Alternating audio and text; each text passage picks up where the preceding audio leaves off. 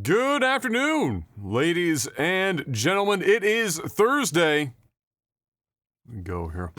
Thursday, January the 12th, 2023. We made it. We're out of 2022.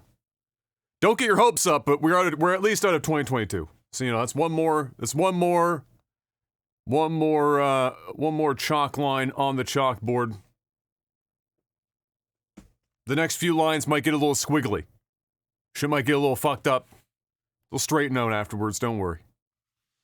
It's what we're used to now. And then we'll have like 6 to 8 years of relative stability, and then society will collapse. And that's okay. So we got some time. Enough time for James Cameron to get out at least 5 more Avatars. So we're good. We got just enough time to watch cinema. And evidently watch it not sitting on her ass. I'm still trying to compute what James meant by that. Well, maybe we'll talk about that later. Either way, welcome to another Technical Alpha podcast. Glad you could join us today. If you're here with us live, welcome. You're watching us on YouTube. Thank you for continuing to do so, and of course on the RSS feeds as well. Got a good show lined up for you as always.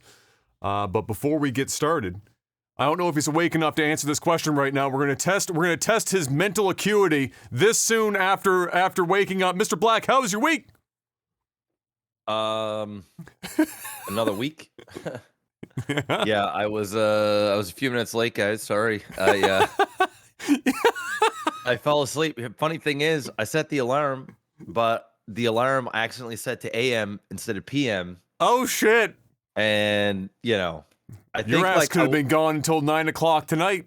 I could have been, but usually when that shit like that happens, I'll oversleep, but I won't oversleep. Like, it's like my body knows, like, you need to wake the fuck up. So when I woke up, I was like, uh-oh, this doesn't feel like a 45-minute power nap. Shit felt a little bit longer. And yeah, so anyway, I'm all right though. It's just been another week, same old shit, different pile. You took a bath. I did. I took a bath yesterday. Man, I've been grinding hard. Like, I've been up so early every day that like my shit. I've been seeing your notifications. I get your Discord notifications or whatever, and so most of the time I'm like sitting in a Tim Hortons parking lot after taking him to work or whatever, and my phone goes off, and I'm like, who the fuck is texting me Jeff's awake and on in the city at like 7:15 in the morning. Yeah, that's been that. I've been waking up at like fucking bazaars, like 4:45, 4:30. Like I just 4:45. Bro, I'm telling you, it's been brutal. And then like I can't fall back asleep, so like once I'm up, that's it. It's over. But yeah. Anyway, it's just been early mornings. I'm just tired. I'm tired. So I just need to, I need like a night. Tonight I'm going to try and just get like 8-9 hours of sleep instead of like 4 or 5. That's a good benchmark to go for. Yeah, and then I think I'll be good. Outside of that, it's been another week. Marvelous. And that's that. Yeah, I too had a nap before the podcast. Well, I tried to anyway. But it was too fucking bright in the living room. I had my hood up, and I was trying to, like I did everything. You ever been so tired and you're laying comfortable that like, brighten the room or some shit, or maybe it's too cold and you have to like turn the heater on. But you ever been so comfortable and so tired that you will do literally anything except for the one thing that you need to do to solve your problem? That was exactly where I was at. I was upstairs in the living room. I'd eaten lunch. I knew Em was going to be awake in another 45 minutes or whatever from that time, because we were originally going to go and get some stuff for her, because she gets back on a plane, goes out west on Saturday, and so we were going to go out before the podcast and run a couple errands or whatever. And so I was upstairs, I was like, oh, well, I got some time, so I'll just, kick out on the couch here and have a little nap. No. And I didn't get the fuck up and just close the curtains. Like, it would have solved the problem immediately. I was so comfortable and so tired that I tried everything else. I had the hood up around my fucking face. Then I couldn't breathe, and I was too hot, and I was rolling over trying to like block the sun out. None of it fucking worked. And so it was like, I think I had like a good solid 3 to 5 minutes at the end of it all. I had like an hour where I could have done literally anything to stop the sun from coming into the room. Didn't do a fucking ounce of it. But, it was still comfortable. It was nice to lay down. So I got that out of the system, but I've been tired the last couple days too. Different reasons. I haven't been waking up at 4:45. I'm waking up at 6, but that's I've been going to bed and sleeping for 5 or 6 hours, not 4 or whatever you've been getting up, getting to sleep. Rough. It's been tough. Rough. Yeah. My week has also been another week. We have clearly more done at the house. I started laying the last of the floor in the master bedroom today. There's like 7 rows of flooring left. And then that's like all of the flooring that will be laid at that point. All of the baseboard is in except for clearly the spot where I'm laying flooring in the master bedroom right now. And so there's some baseboard that's been put in and nailed on and holes filled. Now it's just waiting to be painted one time. Dad's working on the bullnose at the top of the stairs right now. We got a custom fab bullnose partially because of the way the original subfloor and the head of the stairs was built, and partially because when we were laying floor and setting stuff up at the time, we didn't have a bullnose and we weren't sure what we were dealing with, so we just got to kind of like custom up some shit. But otherwise, that's done. The kitchen's like 95%. We won't really be able to do the rest of it until we stain the island, and that will probably be one of the last things that we do.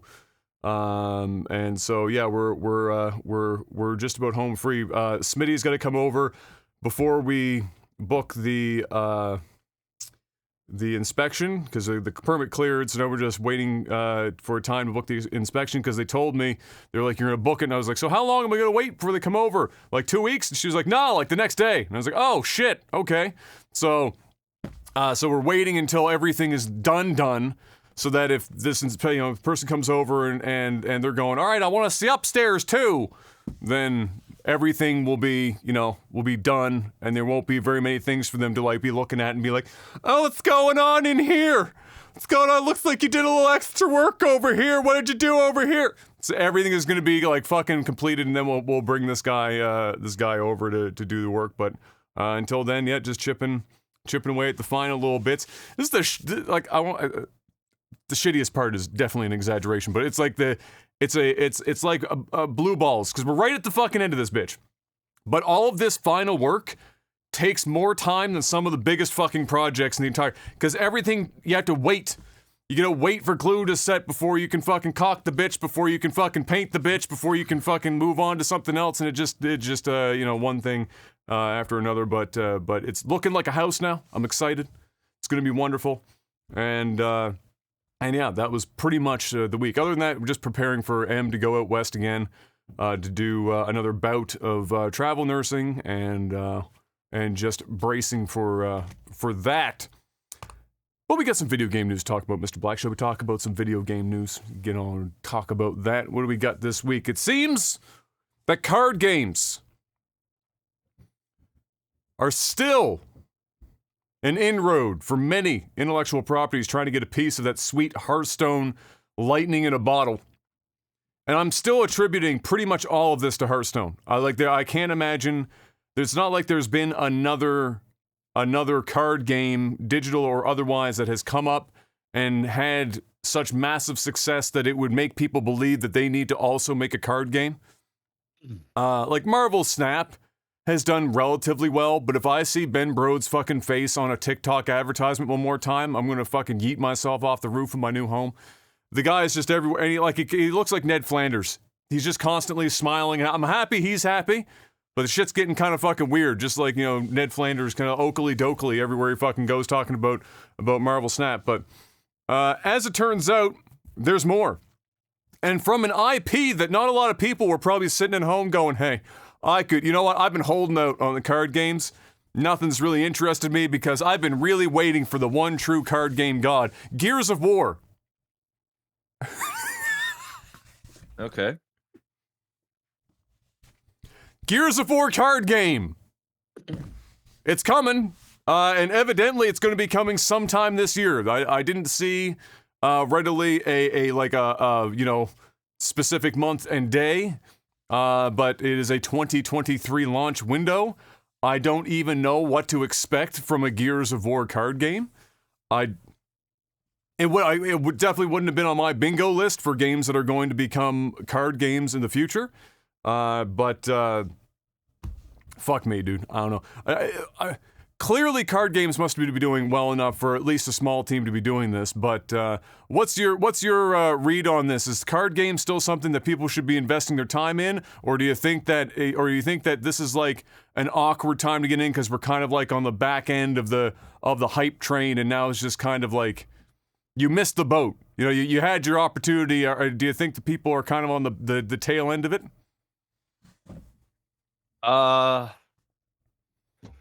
I don't know. It's kind of hard to say, isn't it? Yeah, it is. I want to say it's not too late, but I do want to say Gears of War card game is likely going to fail and fail very quickly. It's so left field. Maybe it fucking works in some crazy way. Because certainly if I sat down and tried to come up with how does a Gears of War card game work, if they aren't just kind of one for one ripping off an existing card game and just painting it Gears of War, I'm trying to we gotta have like roadie run mechanics in a card game somehow. Like I somehow feel like that would be a very difficult thing to do.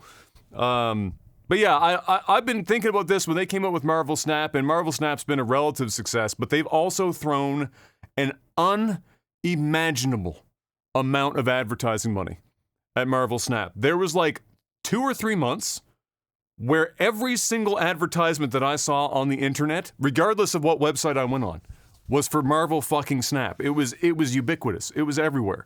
There was one point, somebody posted a picture of their Twitter feed where in one width of their phone, they had 2 Marvel Snap ads. You want to know what's crazy? Is I've never heard of this game until you brought it up. Marvel Snap? Never heard of it. Impossible. Dude, I'm not joking. No shot! You've never heard of Marvel Snap. This is like, you know what this is going to sound like to people? This is going to sound like, you know, on YouTube, and they have like, reaction videos to rap songs, and there's like, six guys sitting in a room, and they're like, this is the first time we heard Eminem Stan, and everyone's like, how? You could have been born yesterday and heard that bitch. There's no chance you tell me you haven't heard Stan. So I'm shocked that you haven't heard of this shit. I just had to Google it. Even when I'm looking at it now, it doesn't even ring a bell. I don't think I've seen any ads, or I've just been like, well, no wonder my Ben Brode joke didn't fucking land with you over there. They didn't even know. So Ben Brode, who was the lead for Hearthstone at Blizzard, he fucking left Blizzard eons ago, a couple years ago now, to start his own company. Brought a few extra guys from Hearthstone with him. Because clearly he was looking at Hearthstone going, I've done everything I can do here, and now I'm going to do what everyone else does, and that's go start my own fucking video game company and do it myself. And so they started up, and they got a contract with Marvel to do Marvel Snap. And so that's what it is. It's their game. And I've streamed probably about 30 or so hours of it, maybe 40. And first of all, it's still kind of locked to mobile. You can play it on the PC, but they don't have a PC UI. You just get the UI of the phone in the middle of the screen. Yeah. But we're like, if you take that out of the equation, I mean, it looks good. It runs well. It's unique in its mechanics for the most part, and at least they give you. They give the air of this is monetized in a less scummy way than other card games. That eventually you hit a wall around the 30-hour mark, and it's a wall. It's like the fucking the wall in the north in Game of Thrones. Like, it's not your typical brick wall that you can climb over. This shit is like a fucking 700-foot tall mammoth that's keeping the fucking White Walkers at bay. Like, it is a big fucking wall, and I stopped playing. Outright. I just said there's no shot. There's not a chance in hell. But that's, yeah, so that's it is popular, but yeah, like what I said, and that's why I'm shocked that you haven't, like, half the memes on the internet for about 3 weeks where I was like, people were saying, I've seen all these ads, but I've never seen a single person say that they've played Marvel Snap. Like, it was so fucking ubiquitous. Yeah. I mean, I'm not on the internet often, like in terms of casual doing whatever. I'm just shocked that because you're in like the Blizzard silo that you didn't catch even one never message, did. like one errant fucking shot. If I did, it just went over went my right there. head, and I just didn't even realize what was going on. So anyway, Snap, don't know what it is. It's a card never game. seen it. Yeah, it's a card game. It's a Seems card to game. be rated pretty well. Yeah. But yeah, in general, I don't think the card genre is dead, and I don't think it's too late. I just don't think Gears of War is the right thing. Is the right one. I'll tell you, it's got the shock factor. I'll be interested when it launches to see, at least look at it and be like, okay, what did you crazy bastards do to make a fucking Gears of War card game? I'll be very interested indeed. Dungeons and Dragons. Have you seen any of this pop up on your timeline? I have. Yes. Yeah. I have, yeah. So this I'm not even involved in this shit. This shit blindsided me. Like I read it and I first of all, full disclosure, because I'm not invested in this ecosystem per se, I wasn't even aware that there was an open gaming license in effect that allowed people to do like 90% of what they've been doing for, well, I don't know, the better part of 23 years now, or almost, I think, because the original LGL was in 2000. And it's gone until this point. But that's apparently what it is. So the essentially what's been going on, if you guys haven't seen any of this pop up, is that the Wizards of the Coast, who own Dungeons and Dragons, along with like Magic the Gathering and some other shit. While I have in my notes, they chose violence this week. That's probably an apt description, as they released an upcoming, likely within a week. Like they released this shit, the news of it, and they were like, oh, by the way, this is happening in like 7 days. So buckle the fuck up and prepare for it, because they pulled a YouTube too. It's retroactive, which is the God, I fucking hate that shit. And so they have within the week to change their open gaming license. So what is that license? Well, the open gaming license was created in the year 2000, which is a long time ago. Some of you motherfuckers probably weren't even coming out your mum yet. That's how long ago this shit was. 2000 allowed a wide range of unofficial commercial products that build on the mechanics of Dungeons and Dragons and played a forefront role in spreading Dungeons and Dragons to the masses. So it's basically the license that allows people to take it, make their own campaigns, create content with it, that kind of an idea, as long as they're not taking the Dungeons and Dragons campaign specifically that they have written and going and trying to make, you know, their own shit, or selling like crazy merchandise and all that kind of. There are very defined lines in there, but it was relatively open, as the name would imply. Relatively open, which is what has allowed a lot of Dungeons and Dragons content to succeed over the last couple of decades, including stuff like Critical Role, which in the last couple of seasons, to my understanding, Matt Mercer has kind of been like slowly creeping away from relying too much on their system and rule set in the sense of the OGL, because they probably saw the writing on the wall and thought, hey, we should probably protect ourselves a bit, because Critical Role is a golden fucking goose. That shit makes a lot of money for those guys and girls. And so they were trying to prepare for that, I'm sure. But regardless, that's kind of where this is at. And they just announced this and said 7 days, buckle the fuck up. It's retroactive. Get fucked. We'll see you in a few days. To expand on that a little bit more, in the new OGL, so the new open gaming license, they're looking to implement, or the one that they're looking to implement, would all but wipe out the majority of the existing content that exists outside of the Wizards of the Coast's own works. The new OGL is also retroactive, as I mentioned, meaning that even existing agreements are to be nullified. So there are agreements between creators and Wizards of the Coast if they are doing, let's say, going above and beyond just homebrew at home, doing their own shit, and then playing with their friends and blah, blah, blah, blah. If they're actually like in a business venture of some kind, there are agreements based on the original OGL that are just going to outright be nullified. They're like, oh, contract's over. Time to sign a new one if you want to. And so that's what this new one is. This has, of course, caused a lot of frustration through the D&D community, and it will be interesting to see how much, if any, change occurs based on the feedback. There's been a lot of people that have businesses and stuff that have agreements with the original OGL. I saw a couple just before we went live, actually. There was one that was talking about the fact that they're just sitting there. They're like, nobody in the community, like in the Dungeons & Dragons community, wants to talk about anything else until this is settled and everyone knows what the fuck is really going on.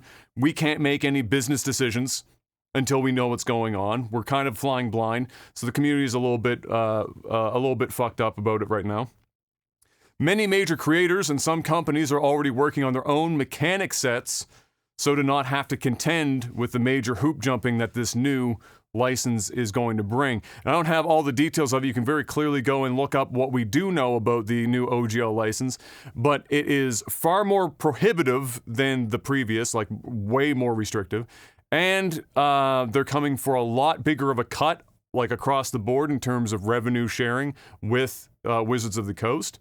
And then there's an odd agreement in there. I want to say it's with Kickstarter. They have some sort of thing where like you can save yourself a whopping 5% if you do it through, if you like launch your shit through Kickstarter or some weird fucking out.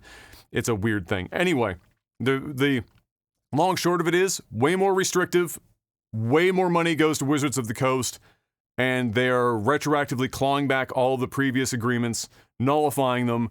And if you want to continue on, you're going to have to re-sign with this new agreement, which is obviously within their legal rights to do so. It's just a fucking dick move when you're like, hey, you got 7 days, bitch. This has been a thing for 20 years, but we're gonna give you 7 days. Have fun. And so, like a lot of people, you're not gonna see a lot of people like shaking their fists and be like, you shouldn't be legally able to do this. It's not your right, because it's clearly they own the property. It's just the way that they're going about it is fucking people up. On top of course, even if they gave them more time, a lot of people would have to do major revisions to their businesses and any kind of content that they've built based on agreements with them on the original gaming license. So a kind of a fucked up thing. You said you saw some on your timeline. Was there anything specific that they were talking about in yours, or did you just catch it when you were scrolling? I just caught it. Yeah, I just caught it. When I was just kind of scrolling through, I didn't dig into it or anything. I just saw a headline, and might have been from that publisher Dex something or Dex something. I don't remember what it was. I know who you're talking about, but I can't. I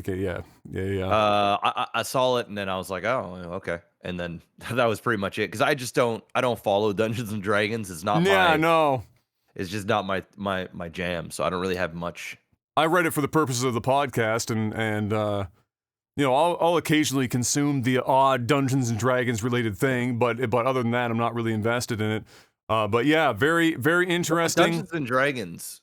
Yeah. I've never played Dungeons and Dragons. I've played a couple weeks of a campaign at best, years ago. What is stopping people from just creating their own? Nothing. Okay. Nothing. So, like, as far as copyright's concerned, what would be interesting, I'd love to ask a lawyer that would have answers to this, but it is to my understanding that you cannot copyright game mechanics. You can only copyright like the let's say the audio visual portions, the IP itself.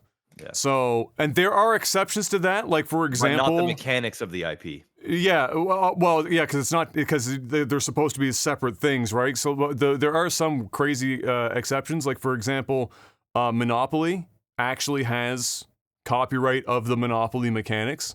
It's a very rare example of this, and I'm sure if you went digging, there are probably like some really specific short-term, we own this thing for at least the next 15 years type shit, but it's not like in perpetuity or some nonsense. Unless you're Disney, then everything you do is in perpetuity, but in this instance, not so much.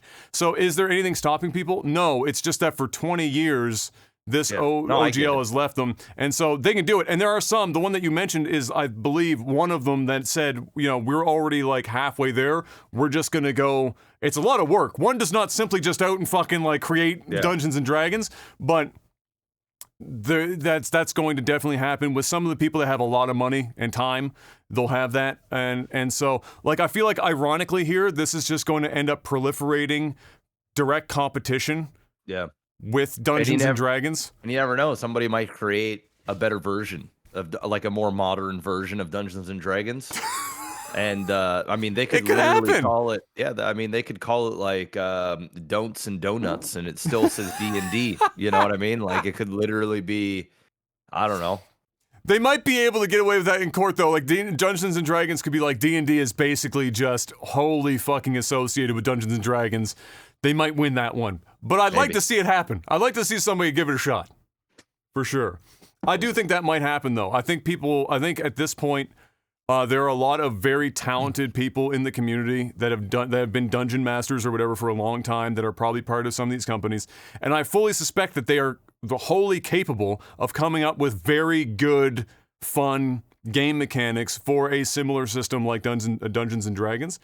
And so, I mean, I saw a joke about this on my timeline as well, where somebody said, finally, all these groups where there's been that dungeon master that's been bugging their fucking players for 5 years to play this random fucking game that nobody's heard of, they're finally going to have to do it now. They're not going to have a choice. And they're going to find out that it's not a bad, it's a pretty good game kind of a situation. So yeah, I think the two things I'm interested in is, does Wizards of the Coast claw this back very much, if at all? And two, what's the result in the market in, like, let's say 5 or 10 years from now if they don't revise this license in terms of their competition? Are they literally just, they're shooting the not to use the golden goose twice in 5 fucking minutes, but are they fucking shooting their own golden goose? Having this as open as it was, they were proliferating Dungeons and Dragons, and it's more popular now than it's ever been in the history of Dungeons and Dragons. And just at its peak, they're like, time to take it out back. I don't quite understand where they're coming from, but okay, Wizards, you do you. We'll see how it all goes. And best of luck to the fucking, like, literally like thousands of people that are involved in businesses or run their own business based on this 20+ year license that are now scrambling over the course of the next 5 fucking business days to try and pick up the pieces and figure out how they're going to navigate this new paradigm for them going forward. Speaking of new paradigms, that's not even a segue, I just wanted to say the word again. Ubisoft is having an Ubi hard time. That's the best joke of the day, so take it, love it. I've probably used that joke at least once in the last 5 years, but I'm bringing it back again. A brutal update coming from the company today, and by today I meant yesterday, because that's when I wrote this script, had some grim news for investors, Mr. Black. We know Ubisoft, or we've known loosely, if you've read between the lines, and they were wide lines, you had a lot of room to read between them, that shit's not exactly fucking all roses over there at Ubisoft. They've been canceling games a lot. There's been a lot of scandal going on there. People were wondering if Yves Guillemot was finally going to have to step down. It never fucking happened. He just did the thing where he just shut the fuck up, didn't say anything for a year, and then people just kind of stopped talking about it. That's kind of what Ubisoft's life has been like for quite some time. Now, we get this update, and it's not looking like it's any fucking better. And in fact, it's looking like it's even worse.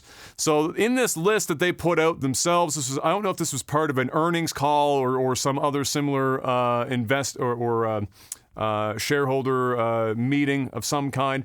They outlined some of this stuff. So one of the things they outlined is that they expect the bookings, so basically the money they're about to make, in this next upcoming period to be short well over $100 million.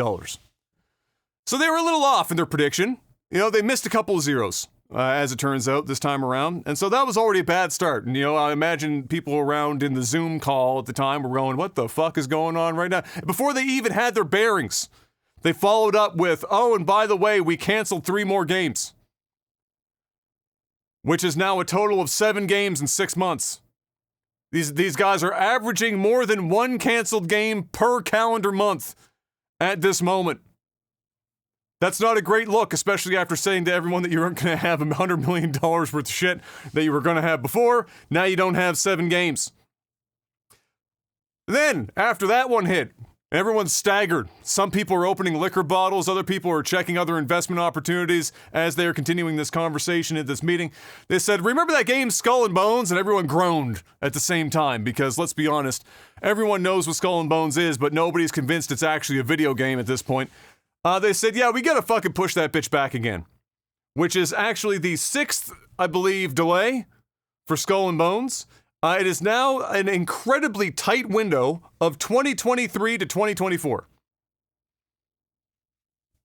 Nebulous window, already delayed 5 times previous, and now it's just going to be sometime. It's coming, guys. I read this to be basically we've spent too much money on it, and we're just committed now. Like we're past the point where you would recognize that you have overinvested in the thing, and now we're really just going to fucking do. This company is going to go broke on Skull and Bones, is what I'm reading in this right now. Further than that, they also said, hey, so all of this is going on, and by the way, we're doing some restructuring.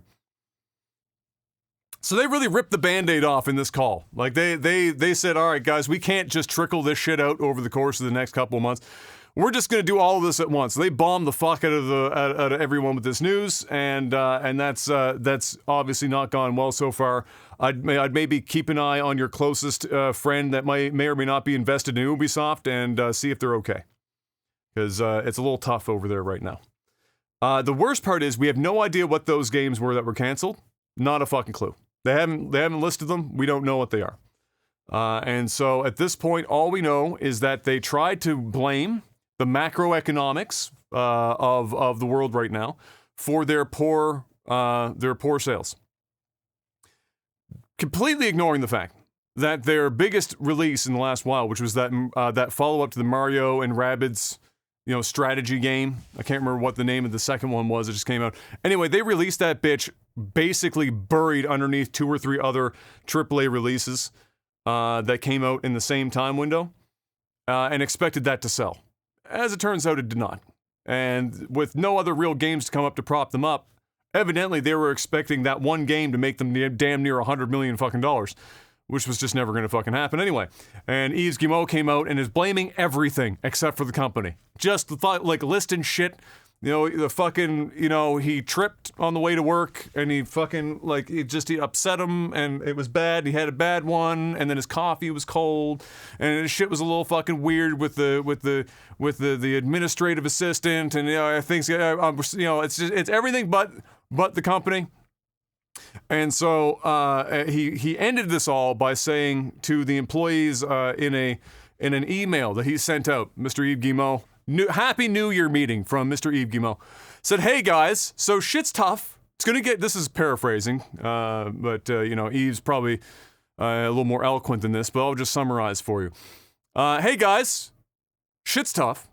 2023, gonna get tougher. And it's up to you as to whether or not this company fucking pulls out. Good luck. Work harder. Love, Yves Guillemot. It's pretty much what the email said. So anyway, don't expect anything exciting from Ubisoft for a while. And if they cancel one more game, this company's dumpstered, bro. Ubisoft is one of the biggest publishers in the world. In the last couple of months, they're making me believe that they're going to fucking fold in on themselves here pretty soon. You don't just cancel 7 fucking games, announce $100 million in coming short on your estimates, have your CEO tell the employees that if they don't buckle the fuck up and pull themselves up by their bootstraps and get their shit together, that the company is going to fucking collapse when things are going well, or even sort of bad. I mean, they're down bad. And so my question to you as a meme is, do you think Ubisoft is going to, I won't say collapse, but get to a point where they might actually try to sell themselves off? And if so, what do you think the timeline is before Yves Guillemot says, fuck, I tripped again, and now I'm selling the company? I don't know. I don't know. I don't see Ubisoft selling. I just can't. They're fucking huge, but my God, dude. Yeah. This is not exactly a great start for 2023. No.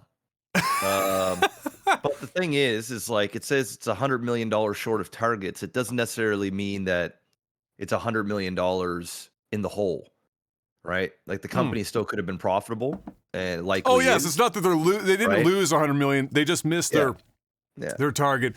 Which I don't know what's worse, that or missing your target when the shareholders are like, nah. Well, definitely losing $100 million is worse, but those targets definitely keep shareholders happy and keep shit greenlit and keeps the things moving, which could have a domino effect. I don't think that this news is quite as bad as what it sounds like, but it's definitely not good. So if, I guess, things don't change, then perhaps there will be some more massive layoffs and more things being canceled. And then I think we could probably talk about, like, okay, maybe they have to actually sell because they clearly can't handle this behemoth anymore. So give it to somebody that can, that's a little bit more focused on just maybe a couple of titles. Yeah. And bring the shit back to life. So I'm going to say I think they're okay. They'll be okay. Okay. I don't think they're going to sell anytime soon. But if it's another really horrible year, then we can have that discussion again. Follow-up is, does Skull and Bones actually release? And if so, when? I think it eventually will. If the game is pretty much already done or it's heavy in production, unless like they just want to take a big loss for tax write-offs and just be done with it, it's possible. But I think that they've canceled this thing so many fucking times that we're pushing Duke Nukem Forever is what I'm saying. Yeah, like we're getting there. I think it'll come out, but I think it's yeah, I don't know. I don't know. And to be frank, I don't really give a shit. Whether the game comes out or not, I don't care. It's not for me. I think the best part of this is I don't think anyone actually cares. Nobody actually cares. That's the scary part for Ubisoft. Is I don't think people are like, oh, Skull and Bones canceled again or delayed again or whatever. And people are like, do we care? That's the thing. No. Not really. I think people are more interested in if it even comes out at all and how good it would even possibly be than actually interested in the game itself at this point. It's become like Duke Nukem Forever, where it was like 13 years, 3 different graphics engines. People didn't think it was ever going to fucking finally hit market, and it did, and it was dog shit. But at least they launched the bitch. This is crazy. And what's really weird to me is that I have to imagine very clearly they looked at Assassin's Creed Black Flag, which was one of their most successful and honestly just flat out best Assassin's Creed games, which had the pirate mechanic, the ship, sailing, that whole thing, and said, this is popular as fuck. Maybe we should make a game. It's essentially this. And they still fucked this so hard. I don't understand. It was already there. They had like 80% of the game mechanics done. I'm not saying you copy pasta into a new game, but it's just shocking to me that a game like that, where they already have experience and relatively deep experience, could be so fucked for so long. But we'll find out. I'm very interested in whether or not Skull and Bones ever hits, and if it does, whether or not Kai is in school. That's my benchmark. Does Skull and Bones actually launch before Kai is learning to do basic addition and subtraction? Well, I mean, Kai could theoretically start pre-primary next year, but the pre-primary. But it's not happening. Yeah, we never had pre-primary when we were youths, Jeff. All it is just daycare. That's all it is. That's exactly what it is. That's like the socialization before they go to school thing, where they get used to like the routine of being in a room with how many people are even in the class now? 40? Have we hit 50 now? Like it was bad when we were in school. Remember how bad they got? They were like, we literally don't have enough teachers. So this is did you have split classes in like your elementary school? Where it was like grade 4, 5 in one class or grade 3, 4? We did. But it was only for very specific grades. Yeah. There's just like a couple generations where there was just too many fucking kids. And then these poor teachers were like, all right, class, I'm going to teach 67 of you how to do long division. Let's begin. And then it's like, fuck it, it's just no shot. The teacher's just fucking dead in the water. Anyway, I digress. Godspeed. I feel bad for the developers in Ubisoft right now. The morale there must be like fucked. People must be just waking up in the morning, grabbing their cup of coffee, and like haven't even shaved yet, looking out the back window, haggard as fuck, watching the sun come up, and the first thing comes out of their mouth is, fuck, it's another day at Ubisoft. It's gonna be tough. Especially the people working on Skull and Bones. Those people need a raise or just free alcohol. Open bar at Ubisoft for Skull and Bones. Xbox, Mr. Black. I have it in here, they had a rough 2022. It's not to say that they, like, bombed out. It's just that they didn't have any major releases to get people super excited about owning a Series S or a Series X. They had a couple, but it wasn't like, you know, they didn't have their big, hard-hitting, and when Halo didn't, you know, when Halo hit like a fucking, you know, foam bat, it just wasn't, they needed something big, and it never came in 2022. And they admitted relatively early on in the year, Phil Spencer was like, bro, guys, listen, it's not happening. All right, but Game Pass. And just kept saying Game Pass the whole year. And you know what? You can probably say Game Pass for a pretty long period of time, and people are going to be okay with it. However, I think the patience starting to wear a little thin. People are going, all right, guys, give me something. Game Pass is fucking dope, but I need something else. I can only play Farmville so long on Game Pass. I need something to sink my teeth into. And so 2023 has come. And there were some rumors earlier in the week that Xbox was going to have an event sometime this month to tell everyone, don't worry, guys, 2023, it's our year. We've got some shit. Let's show us. Let me show you what we got, kind of a situation. And then it was confirmed here the other day, and we are indeed going to have one of those. It's going to happen on January 25th, where we're going to be getting a look at what's coming up this year. I've seen people talking about like Forza Motorsport, not the Horizon, but the mainline Forza, and several other games. But the one that was omitted early on was Starfield, and then we got confirmation of that. Starfield won't be at the 25th. Event, and it is because apparently they are going to have a standalone event that hasn't been given a date yet, specifically to show off Starfield. Give it all the room it needs, which means I expect some pretty lengthy gameplay will be shown off and whatnot to get people to calm the fuck down about Starfield, and give people a better idea of what's really going to go on there. But otherwise, everything else, except for Halo 343, also not on this list, will happen on the 25th of this month. And we'll get a good idea from the Xbox team what that is going to entail. I really do think that as good as Game Pass is, and it still has immense value, and it's not going to stop having value anytime soon, I don't think Game Pass is necessarily enough to keep the train moving forward at a pace that the Xbox division would want. I still think they need games to get people excited about the console. Not all of them have to be on the Game Pass, but they have to be on Xbox. And when you go a whole year of having very few major releases, and it's like your second or third year of the console being on the market, and now you're going into another fresh year and people are still waiting, they've got a lot of expectations, Mr. Black. You just had one yourself. You got a Series X not too long yourself. You probably not turned that bitch on more than twice since you got it. Turn it on once. Exactly one time, probably for a sponsored event. Yep. And so, you know, Mr. Black is sitting here going, God damn, I got this brick. Give me something to play. Are you going to play really. Starfield when it comes out? Not really, to be honest. No?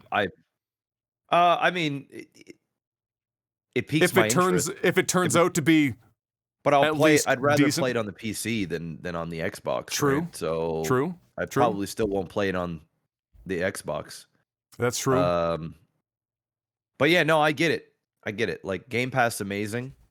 It's crazy good value, but it needs to be a complement piece to, you know, or it's basically like. It's like going to an all-you-can-eat buffet, and the all-you-can-eat buffet is like $9.99. The value is like immense. You're like, damn, I can't even go to McDonald's and spend $10. You know what I mean? Like, this Especially is in this economy. Yeah. But when you eat at the all-you-can-eat buffet every week because it's so valuable, you start to go, you know what? I could really go for McDonald's. Like, I just like, yeah, the buffet is nice, but like I've been eating it every day and like the variety is the same. And you know what it doesn't have? Doesn't have a Big Mac. It doesn't have a Big Mac. And you need to have those specialty items at the buffet that kind of come in every other week. You know what I'm saying? Like, you know what? We'll go to the buffet. It's like, holy shit, we've got king crab, lobster claws or king crab claws, or fucking today we had a world-renowned sushi chef that came through for this specific day, and for this week it's going to be the best sushi you've ever had, and then, or this week, I don't know, we've got Wagyu beef here instead of just like the regular ass beef. It's the greatest $9.99 ever spent. Yeah, but I mean, like, listen, if you just sprinkle those games in a few times a year, you're fine. You've got the foundation. Now you got to just build the fucking house, But if you only got chicken balls and Jell-O that's been there for so long that it has that like fucking 1.5-inch film on top, that even the metal spoon that you're supposed to dispense the Jell-O out of the tray with, because they put it under a heat lamp for some reason, because maybe new employee and they didn't know that the Jell-O doesn't go under the heat lamp, and now you only have like 1/2 the amount of Jell-O that you would have otherwise, and it's kind of fucked up. You can only go with that for so long. True. I that was oddly specific because that's the experience. What was the one that was out in Bears Lake for like fucking 30 years? The Golden Dragon or whatever. Was that what it was? Yes. Out where Quiznos or whatever is now, I think, is the building that they used to be in, or is it the PetSmart? Well, that place actually shut down too. Quiznos is gone. Really? Quiznos gone? Yeah. Damn, you can't get your $87 subs anymore? Can't do it. Not there anyway. I think that was the only one. It was the only one in the park. I don't know where else they have one. I don't know if there's like a mall Quiznos. Probably not. I don't think so. No. But anyway, it's kind of hard sell. But either way, no, I agree. They just need some games. Just bring up the games. Keep the games. And you know what? The games on the list this year, I still think there's maybe only like 2 that are like honest to God console sellers. And if I'm being really honest, I can only name one, and it's Starfield. I don't know what. There's probably more that will sell consoles, but Forza Motorsport, that's not selling consoles. No. It's a good game, and I'm probably going to play it, but it's not going to sell consoles. Horizon will, because it appeals to like a fucking enormous broad range of people, but a fucking driving simulator not about to sell your consoles. Starfield, yes. I'm sure there's a couple more, but the hits to the gut this year are things like Final Fantasy 16 is coming out. That's obviously not going to touch the Xbox. So is the follow-up to Final Fantasy 7 Remake. Apparently, the next thing this is a crazy Final Fantasy year. Now that I think about it, we got 2 of them coming out in the same year. I'm surprised they're even doing that shit. I'm surprised they're not holding one off for longer before following up. But there's a lot of big titles coming out this year that aren't going to be Xbox exclusive. And so all eyes are basically on Bethesda. I bet you God Howard is probably shitting bricks right now because his company just got bought out. He's got a lot of weight on his shoulders. He's just watched the Xbox division basically just shit itself dry for an entire calendar year and then some. And Phil's likely had a conversation with him a couple times now where he said, look, this game was going to come out earlier. We had to delay it because, to be honest, you're all we have right now. We're going to need 16 times the detail, Todd. Like if Fallout 76 was 16 times, we need 32 times the detail. More dynamic lighting. And ideally, significantly less glitches and slightly more expensive ROM if we're going to do this. And so, Godspeed to God Howard and the team. But we'll wait and see. 25th. So if you're an Xbox person, you've been waiting for it, 25th is your day. Keep eyes out. Obviously, we will discuss. I haven't even looked. Probably a Thursday, right in the middle of the podcast. I haven't looked yet. probably, I'm going to open my phone right now. Let's see. 25th. Holy shit, it's a Wednesday. It's a fucking miracle. We're going to talk about it the day after it happens. Literally buy a lottery ticket. That shit never happens anymore. You'll be talking about it. I'm actually going to be in Las Vegas, so I won't be even here. I'll be talking about it. Yeah. Jeff will be watching. Actually, no, Celine's not there right now. No. She's going through some crazy, awful illness. Yeah. The only thing that's going on during that time, I think Bruno Mars is going to be there and stuff, but he probably puts on a pretty good show. If I had to take a guess, it's probably pretty damn good. Yeah, for sure. Is he, when he does his, is he doing it like a broad range of that stuff, or is it like him and the couple of guys? I can't remember the name. Yeah, so is it a mix? This one, they actually, last time I was in Vegas, Silk Sonic was there, but the tickets were like $400 or $500. I was like, what the fuck? US. I'm like, no. You could go to Taylor Swift for $500, Jeff. Okay, I'd rather go to Silk Sonic for sure, but apparently the concert's fucking amazing. The Silk Sonic concerts were fucking amazing. All of their songs that they've come out with are all fire, bro. And apparently, like, it's a smaller venue. It's like really intimate. It's like fucking full blown band. Everything is live. Thus, the $500 a ticket. Yeah. I'm kind of pissed I didn't go, but at the same time, it's like, why in the fuck is this shit that fucking expensive? Holy fuck. For a 2-hour concert? It's like, It's not like a UFC event where you're spending $400 or $500, but you're there. You could be there for literally like the whole day. Yeah, like between 6 and 8 hours if you wanted to go to like early prelims and stuff.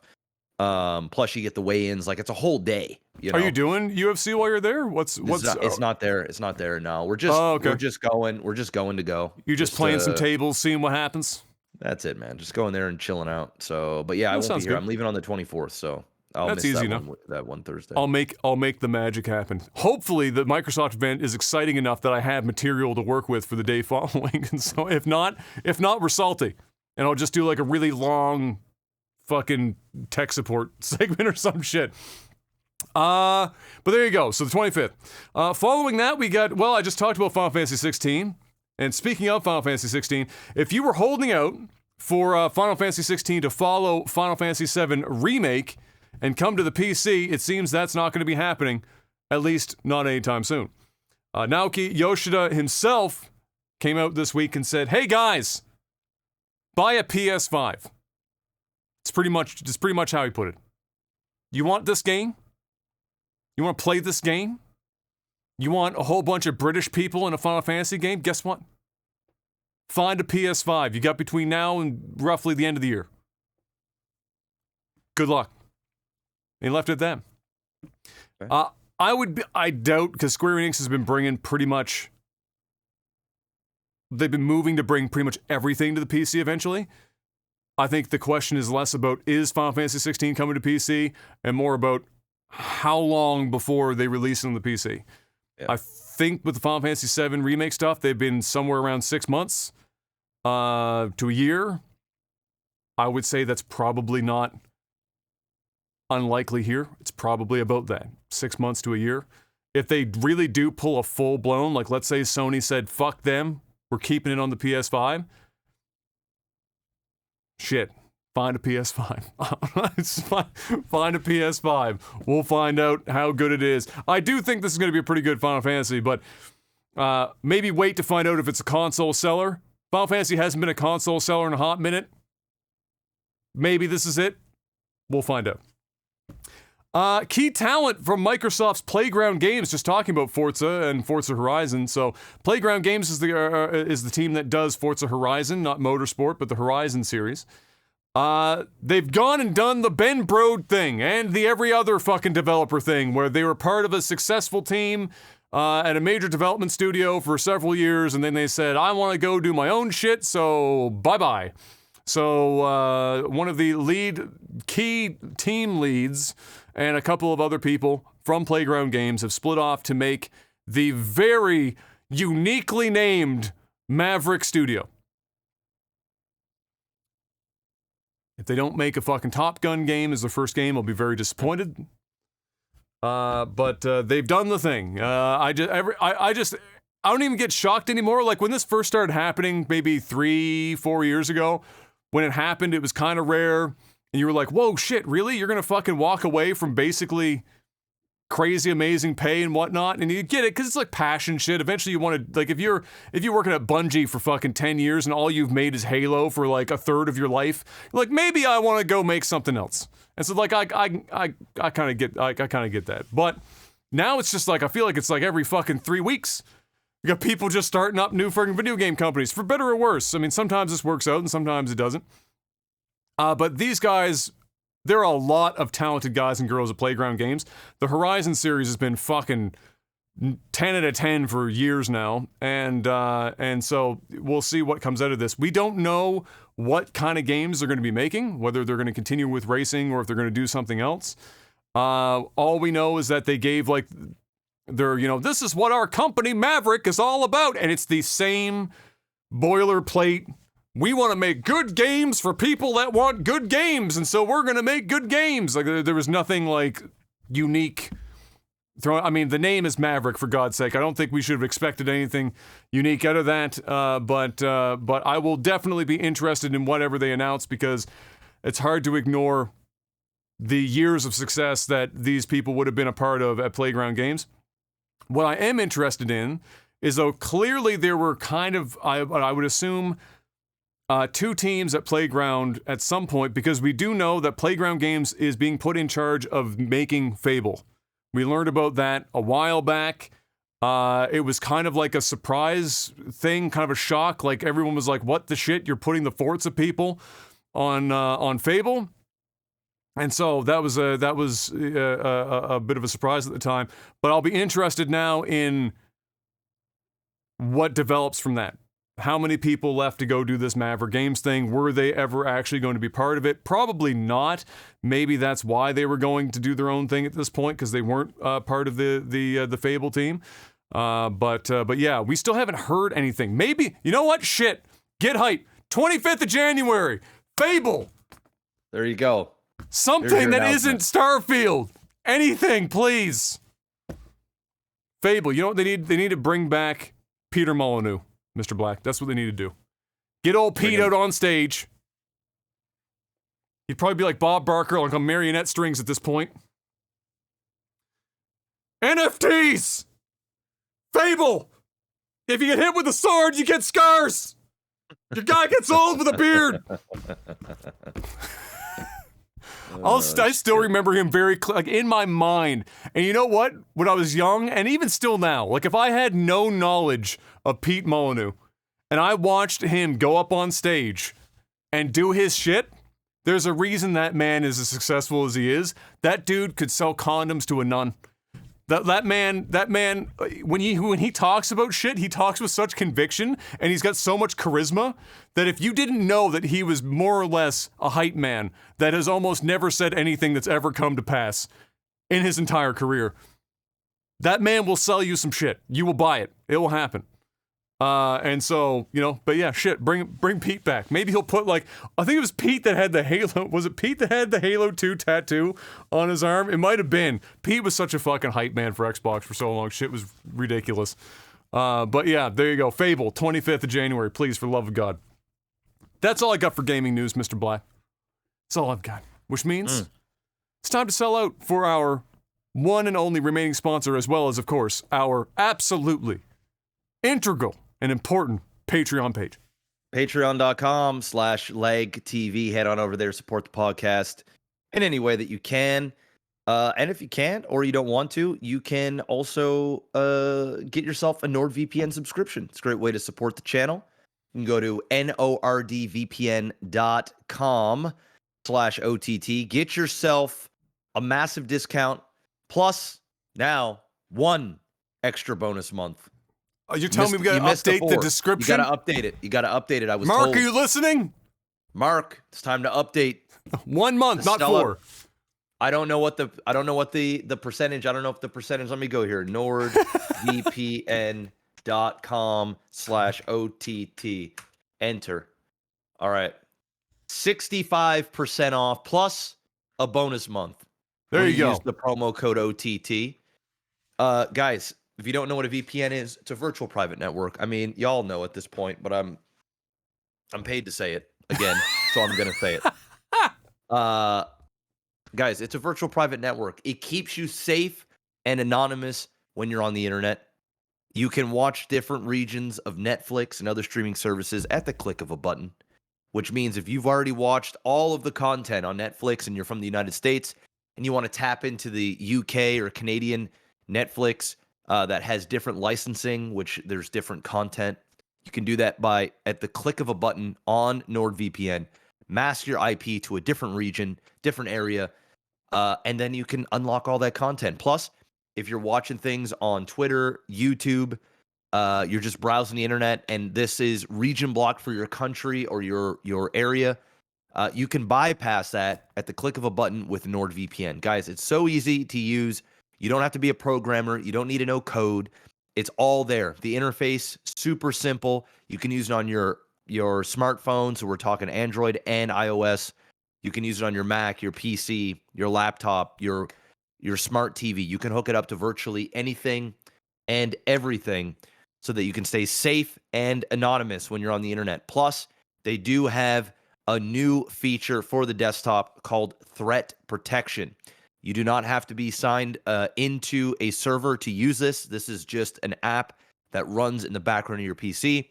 It makes it so that you're not getting these egregious, over-the-top blasting of ads. You guys know what it's like on the internet these days. You go to a website and there's 15 different ads. Some of it's porn. Some of it's friggin' I don't know. It's just all random garbage, and a lot of it is malware.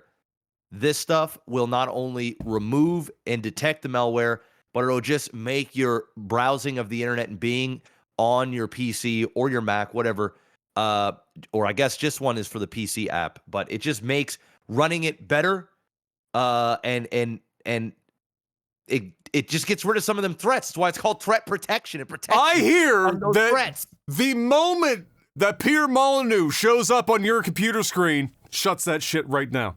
There you go. NordVPN. Stops you from getting fleeced. Yes, stops that malware from happening, stops those pesky ads, and just keeps you safe so they're not stealing all your information. It's 2023. It's the world of the internet. It's a dangerous place. The Matrix. Gotta get yourself NordVPN. Don't say them. You fucking asshole. If I see one more guy that like publicly did an entire bag of cocaine, killed 4 people, got arrested, and said, "Damn it, the Matrix is real! They got me, boys! I'm gonna lose my mind." Oh my God. Protect yourself. The internet is a crazy place, and NordVPN can help you protect yourself. That is nordvpn.com/OTT. Link will be in the description below. 65% off plus a bonus month. Guys, 30-day money-back guarantee. You can use it risk-free for whatever reason. You could be on day 29. Be like, you know what? I just got me 30 days of free VPN. I'm out. I'm out. I'm out of here. You can do that. But guys, it's less than half a cup of coffee at Starbucks. Let's be real here. Couple bucks a month gives you the protection you need. Up to 6 simultaneous devices. Your whole family can use it. You stay safe. You stay anonymous. You do all of the things. And you support the podcast. Go pick it up. It's time for movies and TV. I gotta be honest. I meant to bring this out earlier to show everyone, but I forgot early on. But it's not Christmas anymore. Clearly, we've gotten past the Christmas season. But I had ordered an ugly Christmas sweater. And unfortunately, it was coming from a UK company, and at the time, their postal service, Royal Mail, was on strike. And so it never got here in time to wear for Christmas. But I know Mr. Black would appreciate it. I'm sure lots of people would appreciate this ugly Christmas sweater, and I can't wait to wear it, I guess, next year. Or just any time. I might even just randomly wear it in public and see what happens. You ready for this? Oh, the cream of the crop. Wow, that is fire. Wow, I like the pink too. That's nice. Isn't that fucking... The cream. Oh, that's awesome. That's fucking dope, eh? That's not even an ugly Christmas sweater, bro. No, it's just a sweater that I might just sweater that's awesome. If I just took the hats and the fucking snowflakes off of there, I could just wear that shit year round. Did you get it from the from that ugly Christmas sweater company? No, this one's This one's from a place called Anime Ape, and it's it's run by, I'm pretty sure it's like a family business. So it's a big website, and they do sell a lot of shit. But like they have like 3 billion designs, and so it's not like some of the other places where you can only get a couple. And so it does take them longer because they've got to pull shit up. Like if you're ordering something that nobody's ordered in like 6 months, they got to pull that shit up to do the work. Then yeah, but that's where this came from. I did look at that Ugly Christmas Sweater website, and they have some good shit there. But this was posted, this specific one was posted in my Discord, in the meme channel. And I was like, that's not a meme, that's my sweater.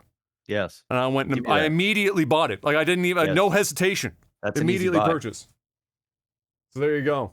There's my now that I might just wear that for the rest of my life. I want one ugly Christmas sweater. It'll be that one sweater. I'll be 80 years old, sitting on it, my grandchildren running around. I'll have a fucking Randy Savage. Nobody knows who the fuck Randy Savage is. They'll be like, "Okay, Grandma, time to go to the fucking home." Just wheel me off. My cream of the crop sweater. That's what I'm gonna do with that. Movies, TV. Wednesday. The show based on the Addams Family character by the same name has successfully, against all odds, beat the Netflix cancellation raid boss. They went in there and beat that bitch silly. Netflix has renewed the show for season 2 after it had such great success. I haven't watched it personally. I haven't seen a single person online talk about it, though, that didn't say that it was a great time. So hopefully that is, you know, well, we already know, we talked about this, I think it was last week, where Netflix cancels what people consider really great shows all the time. So clearly this is also a great show that has the metrics that Netflix were like, yes, we can do more of this. And so more Wednesday is coming.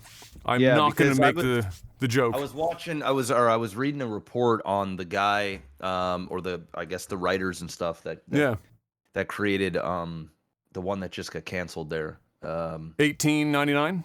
1899. And they basically said that one of the bigger metrics that Netflix uses is are people binging this stuff too. So like some people will watch, say, 3 episodes and then wait a week or 2 weeks and then watch the rest or whatever. Apparently they're saying that, like, you know, not only is it for subscriptions, like people that are coming in, but if Netflix doesn't see that people are kind of watching the whole show within a relatively small period of time, then they don't think that, for whatever reason, that so they're like, you need to go out and binge it. Like, you need to go and watch it from start to finish. You know, but yeah. You know what this sounds like? Just the way that you were saying that at the end. You know what it reminds me of? It's like and coincidentally, we never talked about it, but whenever YouTube like changes like a policy or some shit, and the algorithm changes, it sounds like now that people that are producing content for Netflix are gonna have to start sounding like YouTube content creators, where they go out and they say, "All right, guys, be sure to like, subscribe, hit the bell. Comment for the algorithm. Make sure you binge all of this in a maximum of 72 hours. We need to make sure that this show is being shown as being great to the Netflix people, or we're going to be canceled." Like they're going to start sounding like YouTube content creators, just trying to like push the fucking algorithms in Netflix to make sure that it continues on. But yeah, Wednesday, dodged that bullet. Evidently, lots of people binged it. And met all of the other metrics that they've got back there. So, good job and Godspeed on season 2. We'll see if it can beat the raid boss a second time and get a season 3. The Last of Us, Mr. Black, premieres this Sunday, as far as I'm aware, but reviews are already coming in. Many people have been given screenings of this ahead of time, obviously for review purposes. And all of them are good. Yeah. I wish I could say I'm shocked, or not shocked, but I kind of am, because at this point, I'm assuming that even if you're handed a property as direct to television compatible as The Last of Us, that given how the other video game properties have been handled in the last few years that we've watched, all of them being dog shit, I was just waiting for this to be the next victim the next bag to be fumbled, but apparently, at least as far as the first, yesterday when I checked this, the number was at 66 reviews on Rotten Tomato. I don't know where it's at now. It was 66 yesterday and at 97%, which is a high number. Yeah, it's 97, yeah. That's very high. Yeah. And so, while they have admitted that there are some things that in the game didn't make it to the TV show, what I've been seeing from reviewers, and a lot of the people that have been reviewing it are people that are, video game journalists as well, so they're the people that would have played the games. They're like, doesn't fucking matter. Everyone's saying they've done a really good job of translating it and even adding some stuff that people were like, I would never have thought to do that, but it makes sense and it works and it's good. And so everyone's given this, almost everyone, 97% is a high fucking score for a video game show, or any show really, but for video games, that shit's high as shit. And so this Sunday, I guess it's going to drop, and I'm definitely going to have to, clearly now, I have to. You're going to get 97%. Now, I have to watch it. It'd be illegal not to. So give that a look-see and see what it's like. And it'll be, what was interesting, so Gene Park is a review and games journalist, reviewer and games journalist that I follow. He's with the Washington Post. He mentioned, somebody asked him, he said, so Gene, having watched this, and he interviewed Neil Druckmann and stuff here in the last week as well. He asked him, he said, Gene, what do you think, now that you've seen it and you've played the games, and Gene's a big lover of the game series, what do you think is the appropriate order for people to attack this property, this intellectual property? Do you think that it makes the most sense for them to watch the show and then go play the games, or play the games and then go watch the show? Which is a valid question that I think a lot of people would be interested in, because I'm in this camp. So I was like, all right, what's Gene's answer? And he actually said, I thought about this, and he said, I'm not 100% sure, but I feel like it might actually be better to watch the show, and then if you're interested, then go play the games. Which is, I feel like even more high praise for the show at that point, that it's being recommended as like your entry point to the things. He said the reason for it is that if you play the games, there's a couple things that don't make it over, and your brain is trapped in processing what you're watching as if it was the game. And since it's not lining up exactly, even though it's really good, he said it took me some time to get rid of that, having his brain process this as just more The Last of Us, the video game. So he said, if you just watch the show and you've not, that seems to be a good entry point. So I'm doubly interested, because that's what I've been waiting for. I've always made the joke that for Naughty Dog games, I would rather just watch the fucking show than play the game. This is it. We got fucking Pedro Pascal, for God's sake. This is the Catalina wine mixer, Mr. Black. Do you think that you will make time for this at some point in the future to check it out? I'll watch it for sure.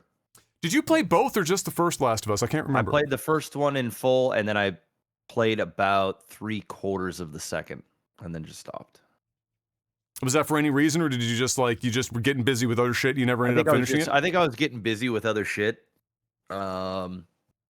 Yeah, I was just getting busy with other shit, and I don't really want to talk about what happens in the second one. I wasn't suggesting to deep dive. I was just interested if you were going to say, the game was just not doing it for me, or something like that. The game, the second one, from what I remember, is it didn't pull me in as much as the first one did. Still really good. Like, the dialogue was good, the cutscenes and stuff, and it is good, but I don't know. I think also I was starting to get a bit burnt out on those zombie type games, and it was just more of the same. It's pretty, but it was just like more of the same. Yeah. But I think like now, I guess from TV, even though The Walking Dead is just finishing now, yeah. I think like we've kind of had a bit of a break from these types of films, and the ones that have come out have just been flopped or just been bad, and people are just like putting it at a higher standard. So I think maybe this might just bring back sort of the oomph that the beginning of The Walking Dead had, but in a new IP. Yeah. With better actors. So we'll see. How you gonna do Jeffrey Dean Morgan like that, Mr. Black? Well, I mean, he came in at like fucking season 4 or 5 or whatever it was. He was a late bloomer early on. Yeah. That's true. WWE, Mr. Black. So, in the last, as a brief recap, I think 6 or 7 months ago now, Mr. Vince McMahon stepped down from the company. You know, he was the ripe old age of, 109, still on steroids, bigger than a house. But he stepped down because there was just a wave of sexual harassment and other similar cases that just came flying at him from all angles with a lot of receipts. Including receipts that he paid these women off, and not small amounts of money. Like, we're talking millions over the years as hush money. And so a bunch of that was coming through. It wasn't helping the company, clearly. And with Hunter, Triple H, who was already basically running a lot of the show anyway at that point, Vince said, deuces, I'm the fuck out of here. And has been gone ever since. Now, this week, however, in the span of what was like basically just hours, it was announced that Vince McMahon is back as CEO. Following that, Vince's daughter Stephanie McMahon stepped down from her position. So dad came back, daughter said no, she leaves the company, puts out her little resignation note and thanks everyone for everything and all, thanks for the memories, .mp3. And then on top of that, I'm pretty sure it was confirmed now, but even before that, all this happened where the rumors immediately kicked up that Vince came back as CEO more or less long enough to sell to the Saudis. so in like the span of a couple hours, Vince is back, Stephanie's gone, Triple H is demoted to COO, Vince sells the company to the Saudis, and everyone's heads are like fucking spinning. And nobody knows what the fuck, like how it's just super quick. I think that's the play. I mean, I think for WWE, because who else is going to buy the WWE? Let's be honest. Nobody anymore. Yeah. Or at least at a valuation that like they feels would comfortable want with, right? Yeah. Yeah. I mean, this is rumored, right? So this isn't even like from what, unless it's changed today, but like the rumor is they're selling to the Saudis. And Vince needed to come in to basically make this happen. Facilitate it. Yeah. Who knows? We'll see. There's some backlash because of like, I don't want to get too political here, but like, the way women are treated. It's the source of the money and stuff that people go, the source of the money, where the money came from, what's going to happen to the women's side of WWE. It's the same with like Live Golf and like there's been, because the Saudis have bought a few or bought their way into a few major arenas, and so this is another one. So like, is there still going to be a women's division? You know what I mean? Like, I never even thought about that, to be honest. I never huge. That's massive, and like the women's side of things in WWE is huge. It's like, not what it used to be. It's not just brawn panty matches with Trish Stratus anymore. Well, that's it. Before they were just like straight up literal sex symbols that like were used and abused on national TV. Now they're sex symbols, but like Saudi is like, not here. It ain't happening here. At least that's what I'm gathering, and what from and what people are concerned about. So if this actually happens, AEW is probably going to pop off big time for women's wrestling, and maybe even just wrestling in general. It's not that AEW is small, but like this might actually be the green light for them to go. How many wrestlers are going to say, okay, fuck WWE now, I don't want to be out there? They might get paid a lot more though. Like that's the thing. Well, like that's like Live Golf. A lot of people were like, "All right, where does everyone fall?" And some people that nobody would have ever guessed to take that money, like Phil Mickelson. Oh yeah, nobody had Phil Mickelson on the bingo card for "We'll take Saudi money to go play golf there." And he ended up being one of the people to go. Yeah. And like, so I'm sure Tiger Woods an insane amount of money. It was they offered him $900 million. $1 billion for like a year or some shit. It was like, and he said, nah. No, he said, bro, I'm already a billionaire, bro. I'm Tiger Woods. My name's already. I literally spent the last decade getting my name out of the fucking mud. Yeah. I don't need another reason, even for $900 million. I'm about to play golf with my son. Let's just fucking leave that shit alone. No. Yeah. He's already got so much fuck you money that like it doesn't matter. And his son is just like swimming in money as well. So it's like, by the time he's 18 years old, that motherfucker's gonna be a billionaire or damn near close to it anyway. You know what I mean? Regardless of whether or not he's like he's a good golfer, but he's not like his dad. He's not his dad's level. But all he needs to be is like he wins a tournament now and then. He's gonna be fucking just. I don't even think he really even needs to do that. I just think he needs to be playing golf, and be Tiger Woods' son, and be Tiger Woods' son. If Tiger Woods is his caddy for like, oh my god, I never even considered that as an option. Just think, and he's gonna be like, just think about that. His father is coaching his son, and they're out there, and Tiger can't play anymore. But now he's out there coaching his son. Like, bro, that ratings in itself. That's like the LeBron James and his son situation, where LeBron's like, I gotta stay here until I can play with my son in the NBA. Which low key, even though I'm not a big James fan, it's pretty fire. It's pretty dope, man. It's pretty dope. And he's like got all the power in the world to do it, right? Like, if anyone can pull it off, he prints money for whatever team he's on. So it's like even if he's half the player of what he is in his prime, and his son is on the same team, doesn't matter. It doesn't matter.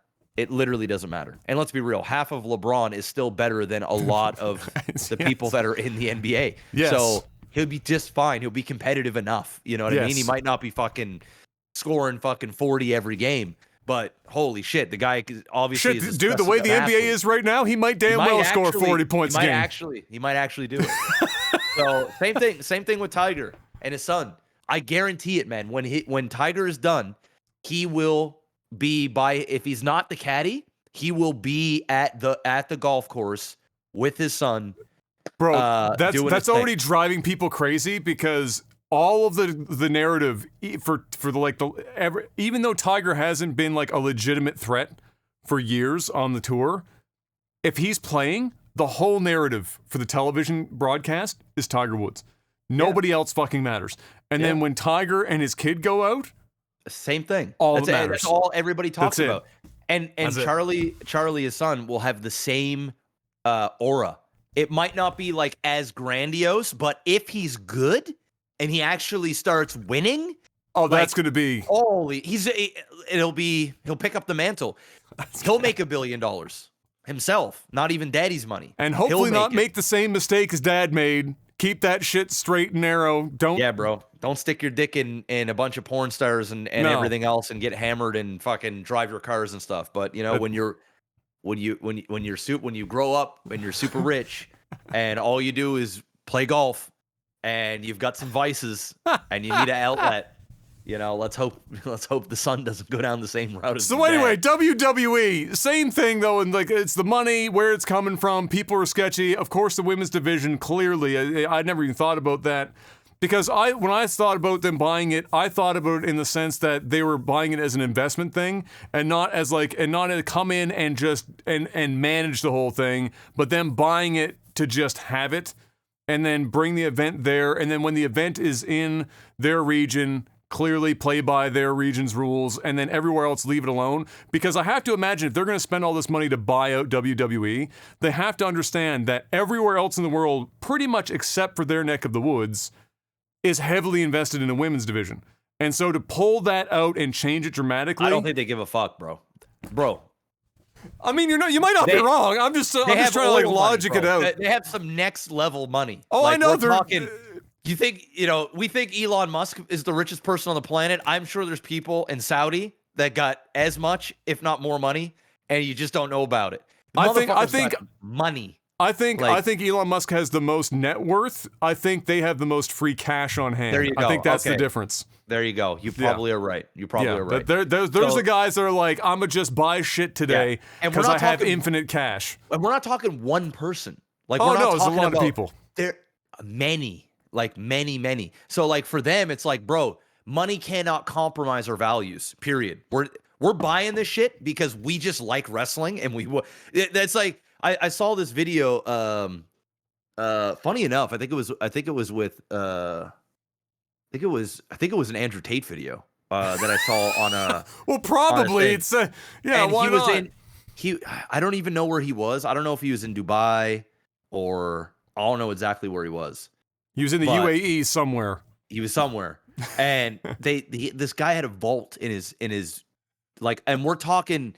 I'm not talking like a regular bank vault. Like, it was like the size of this wall, and it was this metal fucking huge door. And they open up this door and they go inside, and it's all it is just a nerd fest of comic books and stuff. And the guy goes like, "This is my Bugatti," and there it was like Superman volume. It was like Superman print 1. It was like the one of one. He's like, "This is $5 point something million. This is my Bugatti," and I'm like, "Bro, how much?" And it was just like one thing. It was like a shrine of fucking stuff all over the place, and. So much of that isn't like new money. So much of that is just like, this is third generation oil baron, like was born rich, hasn't known anything but just whatever the fuck you want. Yeah. You have it. It's crazy.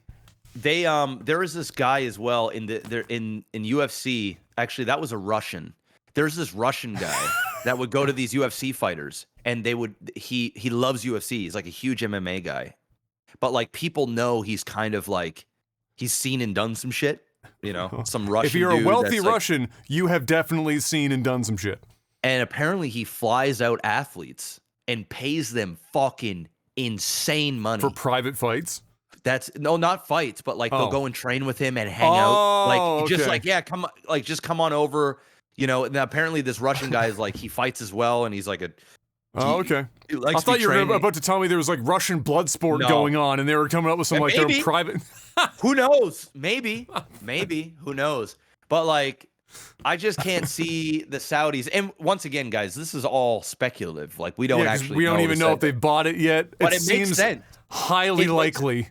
I think if they do buy it, there's not going to be. I think for the wrestlers, I think for the women's wrestling, who knows? Like that might actually just be gone. Like.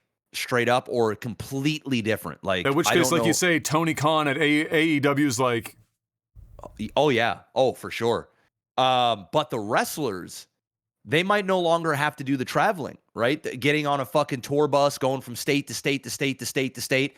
They might just have to fly out there, do some big events. Maybe it's only pay-per-view. Maybe they still do like a one show a week or something, and It could be a big deal for the wrestlers. It might actually give them a life again. It might not be as crazy, and they're going to get paid more. Like, especially the stars. Imagine out in Saudi, like, bringing in John Cena or Brock Lesnar or The Rock. Do you think John Cena stays if they do go there? I think he'll show up. Like, I think they'll just say, hey, we'll give you $10 million to come do WrestleMania, right? And it'd be like, okay. Okay. And, like, to them, it's like, whatever, right? And who knows? I don't know. It's exciting. I mean, it's crazy, but like at the same time, it could be good. It could be horrible. It's just wild to me because like wrestling, while I haven't been clearly invested in it in a very long time now, like wrestling is still part of my childhood and one of the main forms of entertainment I had for like the first 15 at least years of my life. And so I never would have thought in a million years that Vince McMahon would ever sell this fucking company to anyone for any amount of money, because I never thought he would, not because I didn't think he'd want the money. I just didn't think the company. I never saw it early when I was like younger. I never saw WWE being small enough or struggling to have enough viewership on TV for Vince to consider selling it to somebody. But we're there. If you look at the number of YouTubers bury fucking weekly WWE shows. Oh, yeah. I'm like, we're talking like 1 to 7 million people tuning in, which is like a casual Tuesday for thousands of YouTubers that put out 7 videos a week. So like it's not like 7 million people on TV is obviously worth more than YouTube, clearly, but it's not paying like it used to for them, and it's getting harder and harder, apparently, for them to be able to churn out a product that people are very, very, very interested in. And it's gotten so fucking, like, it got bad. Like, they used to occasionally have to pipe in audience sounds, like cheering and shit like that or whatever, but you'd be watching it at home, and the camera wouldn't have cut away to, or like cut into a tighter shot, so you were still seeing like everyone, and then like an entrance theme would play, and they'd pipe in like a big pop, like a crowd just going shit like crazy, but the camera's still wide, and you're seeing everyone's just sitting there like, yeah, Oh, it's brutal. So it's been brutal. bad for a while. But it makes sense. Like, you know, he's obviously I don't. There's a reason why he's coming back, right? Like, obviously he had to leave because there was a lot too of heat hot. on him, Yeah. and the companies were probably like, "Bro, you got to go because like you're gonna sink us." But the fact that he's come back, there's no way in fuck that Vince is coming back to be the CEO of WWE for the next 10 years. No. It feels like he's coming back to do something big, that he makes the decision himself, so that it isn't Triple H or Stephanie that's calling the shot to sell, and and it's on them. It's like, hey, I gave birth to this, or I really built this. I'm going to be the one that's going to do it, and you know, people are going to get paid out, and then I think that'll allow him to like sort of rest easy when his hands are tied. Because even though his hands were tied, I think I talked about this before. You know, he's still calling shots behind the scenes. Like, you know, Stephanie and Triple H are going to him and he's saying, no, I want this. It was probably just a formality. It's like, you just got to be the face of it for a little while. And I don't even think Stephanie really wanted to do it anyway, but she just kind of did it. So like, you know, it is what it is. I think selling it is good. It'll be a shame if Saudi does buy it and they completely remove like women's division, but you never know. They might keep the women's division and only allow them to wrestle in the United States. And then when for the big events like WrestleMania, all of those will be held in Saudi. But I still don't know what's going to happen with the women's side of things. It is a big question mark. Who knows? For sure. Who knows? Yeah, anyway. Wild times, all in like a span of a couple hours. I do think the most telling part about all this is that Stephanie stepped down the same day that it was announced her father's coming back. It's hard to get a read on what that means in terms of like for her. Why is she doing it? Is she doing it because she's made now and she doesn't need to worry about it anymore? Or is she doing it because she doesn't agree with what her father is doing? Or might be a little bit of column A and B. It might be. And I think we'll have to wait and see what the real result is. If she finds out that like, hey, we're selling to the Saudis and the women's side of wrestling is gone, she's like the pioneer of women's wrestling. Yeah. You know, like she really helped build that thing up to legitimacy. So, you know, and she's a woman and she's a wrestler and she's a businesswoman and she knows what she's doing.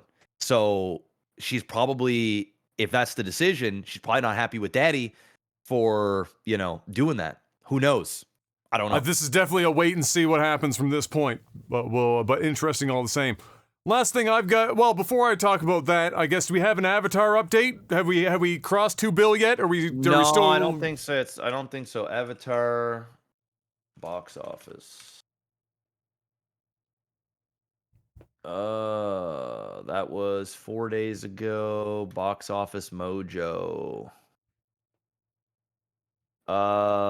We are at 1.8 billion. Okay. So we're doing about 100 mil a week right now. Seems like 100 million, 100 million-ish a week. Pretty much everybody right now is saying 2 billion is pretty much guaranteed.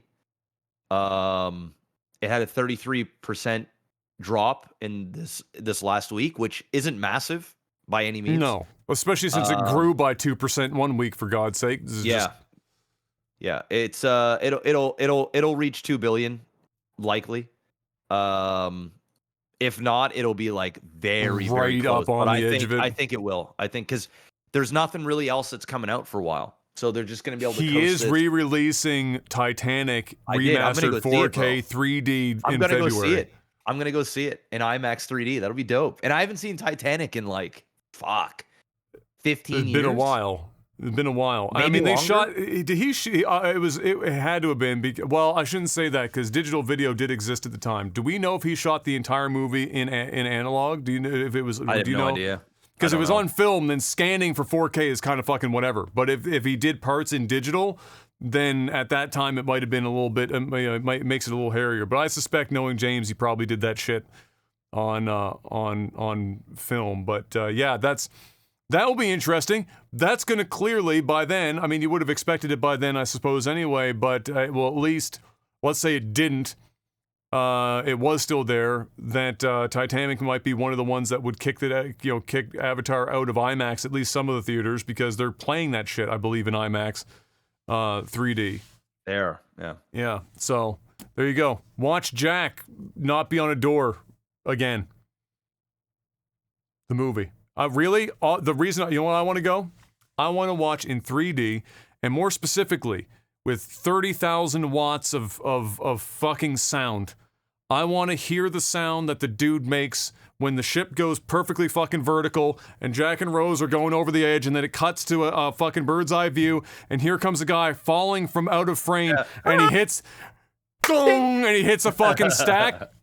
Yeah. That with IMAX audio, that's the real reason to spend the money to go there. That's clearly it. That's clearly it. But yeah, that is happening. I forgot to write that in, but I didn't even know. That popped up in my timeline. I was like, what the fuck? James is bringing that shit back? And this 25th anniversary. He's like, oh shit. James okay. is a money printer, man. He's just gift that keeps on giving. He just keeps bringing more fucking shit. Bro. The amount of pull that he must have over there is insane. He's just like, bro, if he wanted to put out a 4.5-hour Avatar movie, they'd be like, you know what, James? Put your 4.5-hour Avatar movie out right now. When's Terminator 2's next anniversary that he could theoretically bring that shit back? Was it 91 or 92? Or was it in the 80s? 90s. It wasn't, no? Was the Terminator first one 2? late 80s? Let me see, T2. I can't remember anymore. Was it late 80s and then the other one was in 92 or something like that? 91 for 91. Terminator 2. Okay. Yeah, so 80s, late 80s for Terminator. We've got a couple years for the 35th anniversary. James probably thinking about it. Rescan that bitch, send it back into theaters, and make sure, James, if you do it, for God's sake, don't fuck the music up like some of the DVD releases where the theme song was all garbage, and you had to own the VHS to get the real sound. Did you ever hear that, or do you ever see that? So in the original movies, when they had the VHS for the release, it was fun. The audio for the theme song, like the do do do do do. Mm-hmm. So that was all great. And then they did a re-release or whatever in the DVDs or even Blu-rays, and that cut, for whatever reason, was fucked. The audio was fucked. And so it just sounded like a wet fart. It was just ass. And everyone was super salty. Oh, it was terrible. So people were super salty about it. And so they were like, they were still, everyone was watching on VHS tapes and shit.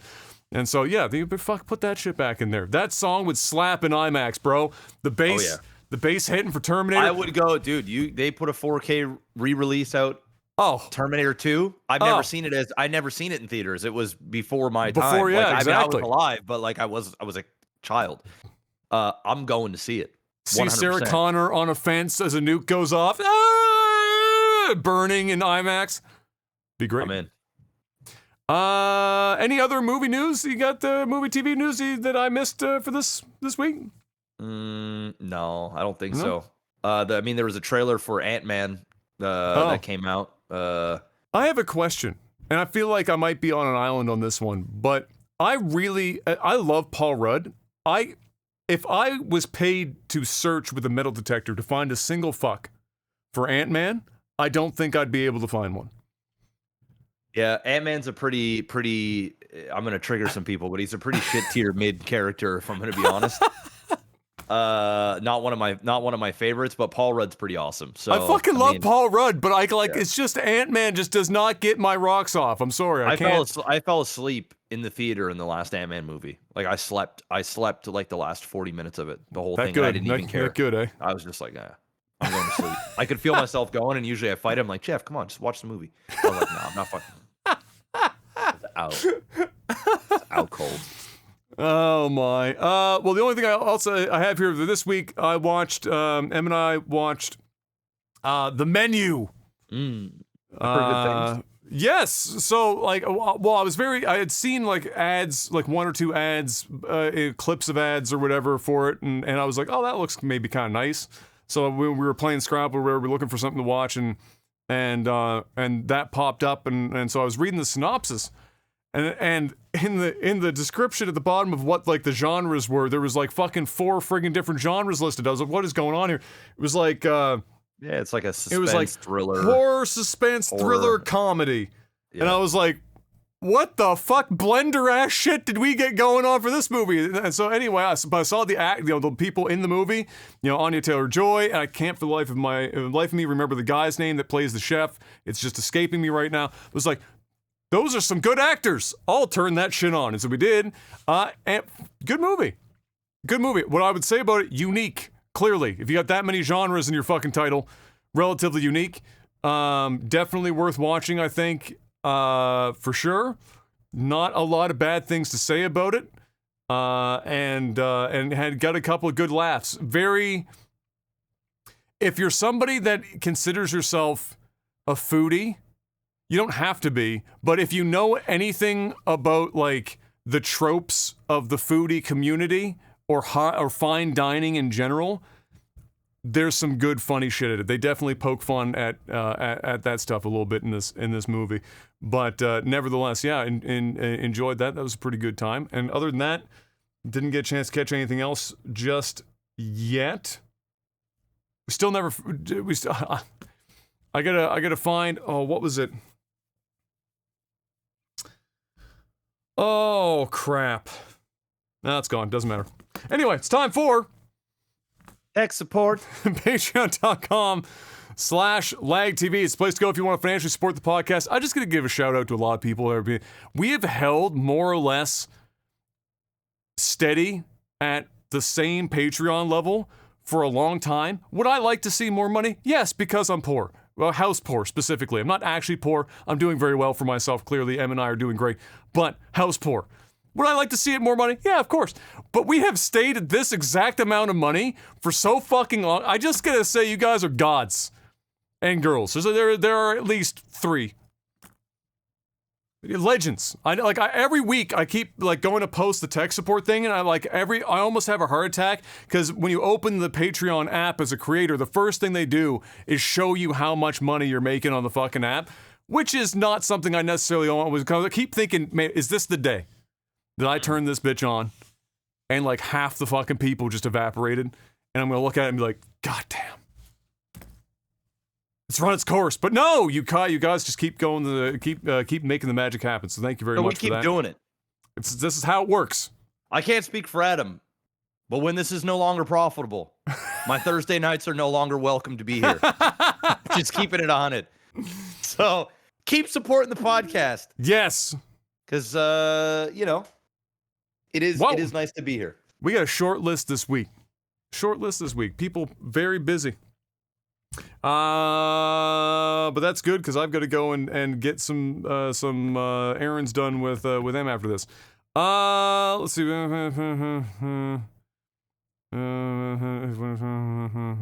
Sorry, this is a very long. I have to pre-read this one just in case I'm gonna get fucking like rug pulled towards the end of this. All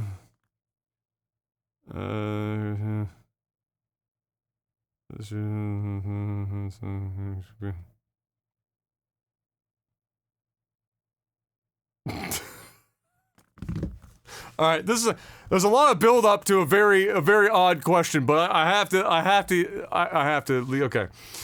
So Danish Devil says we probably all know about Adam's story, and he's referring to me running into the back of the car when I was younger and destroying my left testicle as a child. He said, but I had a funny testicle story to share. He said, I was talking with the wife in bed and had an itch, went to scratch that right nut and felt the left. So mid-sentence I said, where the fuck did my right nut go?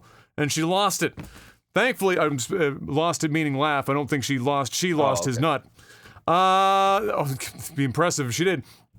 Thankfully, it did not just reseed back into my abdomen. It was just trading places with its neighbor for the moment. What's a funny story related to a boy-girl parts that the other side didn't realize was just kind of part of life?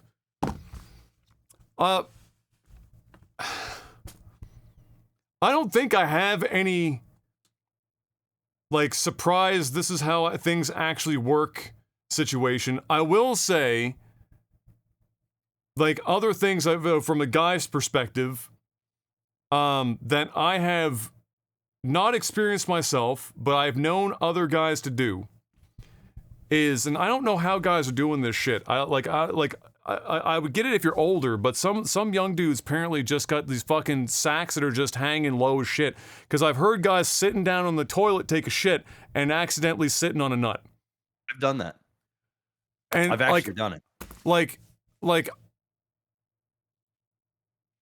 I only got one good nut, but the other one is making up for the other. Let's put it that way.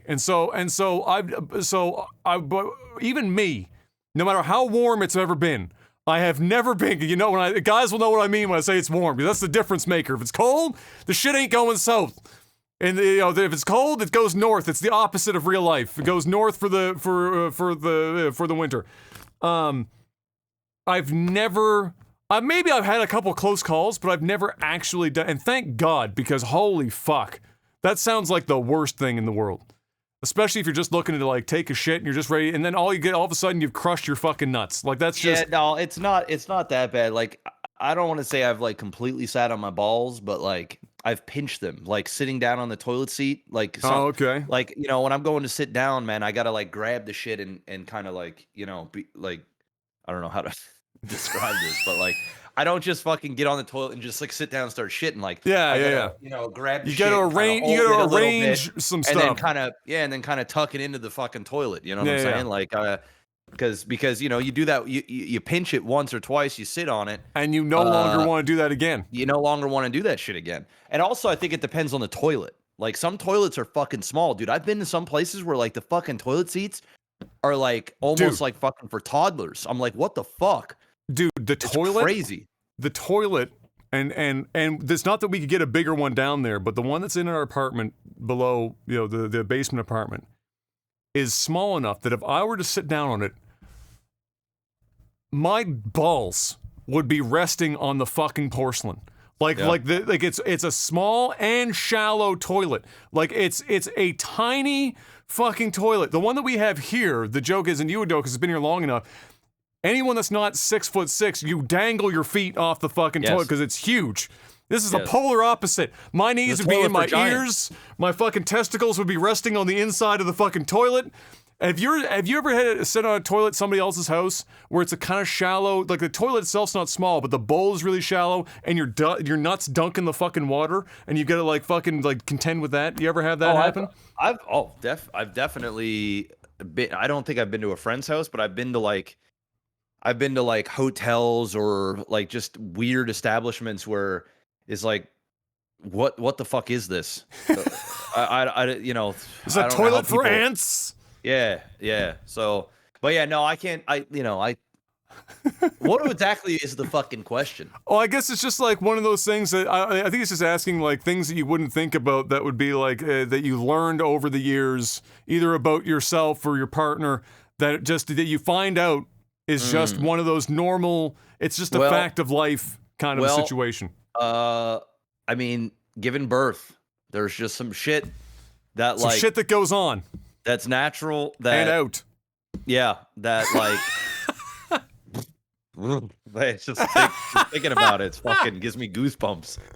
There's some shit that goes down, and the thing is when birth is when the lady is in labor, it's not just the things you see; it's the smells too. It's like it's a birth is like a very distinctive smell. Well, it's shit mixed with fucking like with like no, but the thing like is their my water wife, and but my wife never shit and stuff because she had like a C-section and shit. Like I'm talking about like right. I'm talking about like when you're smelling the inside of your wife's body is what you're. Fuck. Like I just remember it plain as day, and like I've never. There's this like very specific smell that is just It's not that it doesn't smell like shit, but it's not like a pleasant smell. It's like it's not a smell that you smell unless you are in that specific situation. Yeah, like I don't know what a dead body smells like when it's like rotting, but different. Like, I would imagine. Bad. I would imagine that like the sensation that I had is probably similar, where it's like when you smell something, you're like, whoa, like that is very unique, and you've never smelt something like that before.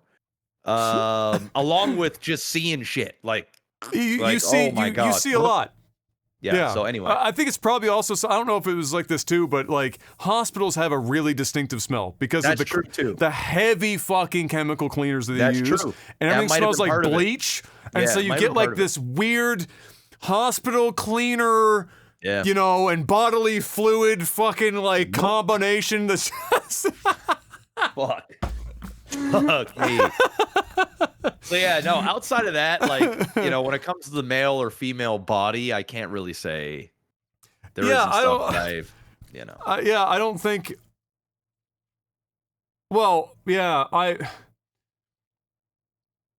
because we had pretty comprehensive like sex ed class. Like, like there wasn't a lot There wasn't a lot. I think the one thing that I learned about later that they didn't talk about very much, they probably did mention it, but since I wasn't a girl, it just like in one ear and fucking like out the other or whatever, was like how frequently women can get the UTI if depending on how much sex you're having and you know, and some it's just like it's not about being clean or whatever. It literally just happens. Like the sex positions that you have can just increase the chances of a UTI. And some girls are more susceptible or more likely to get it than others. And that was probably one that like took me by surprise. I was like, what the fuck? This is like the third one in the last friggin' like 3 months. What the fuck is going on? We need to increase that cranberry juice. Something's got to fucking change. I just had some cranberry juice. Delicious. I don't have a UTI though. So yeah, I mean that might be one, but beyond that, yeah, no, I learned everything I needed to learn about my own ship by running into the back of a fucking Saturn. Couldn't have even been a nice car. It was a Saturn. You know, but like the one, and it was the model that they came out where the remember the old commercials where Saturn's thing was their dent resistant doors? Like that was their selling feature. It was that specific Saturn. Nice. At 45 kilometers an hour. Right into the dent, all right. fucking back of that car. Timedrix asks, what items that you purchase on a regular basis have gone up in price for you, or what have you noticed so far for big price increases? Everything. It is everything. Like groceries is up horrendous. Gas up horrendous. Although the gas has come down. Gas has backslid a bit, but it's still bad. Yeah, but it's still bad. Like, let's be real. It's still $1.41 or some shit right now. It's just fucking dumb. Like, it's so expensive. But that's per liter, by the way, because some people are gonna be like $1.41. Oh my god! No, it's $1.41 a liter. Yeah. Yeah. I would say food is definitely the one that. You feel it the most because you buy it the most. You buy it all the time. Yeah, dude. Mikhail and I. This isn't even a joke. Like we had like a serious sit down, about a month ago, where a budget talk? Yeah, because like, you know, I've always prided myself on like when it comes to food and groceries, like I don't care. Buy whatever you want. Buy whatever it is that you want. I work too hard to like worry about this shit. But dude, I usually what Kayla was doing is like she would because Kayla deals with all the groceries. I don't go grocery shopping. And haven't been in a grocery store and actually done a full grocery order in over a decade. Like, no joke. So Kayla and Kai go together and it's their little thing and that's fine. I mean, I've been out with them like at a Walmart or something, but they do it. And so I don't ever really look at the receipts or anything. Like Kayla always tells me like it's fucking hella expensive. Like this bag of groceries costs $120 or these few bags was like $400 or whatever. And I had gotten I had added her on my credit card. I got a new credit card and you get like 5 times the points for groceries. So before she was just taking my other credit card that you would get a certain amount of points, but this one was 3 times the other one. So I said, okay, I'm going to like add you onto this credit card and they're going to send one out like in your name, but it's like linked. So whenever she uses it, I can sort of see what's going on. I can make payments. She can make payments, whatever. Because we have our own separate accounts. We have a joint account, but it's not for that stuff. So I don't know what possessed me to do it, but I was like, you know what? Like I want to see how much money I'm spending. I think I was trying to actually, I know what it was. I was trying to figure out like, do I make enough money in real estate, like passively to like pay for my life? So I was going through what we spend on a monthly basis and then like sort of what was coming in. And I realized, I said, holy fuck, this food. No joke, bro. The last 3 months, so before last month, before we had this big talk, for 3 months in a row, we averaged $2,700 a month in groceries. Oh my God.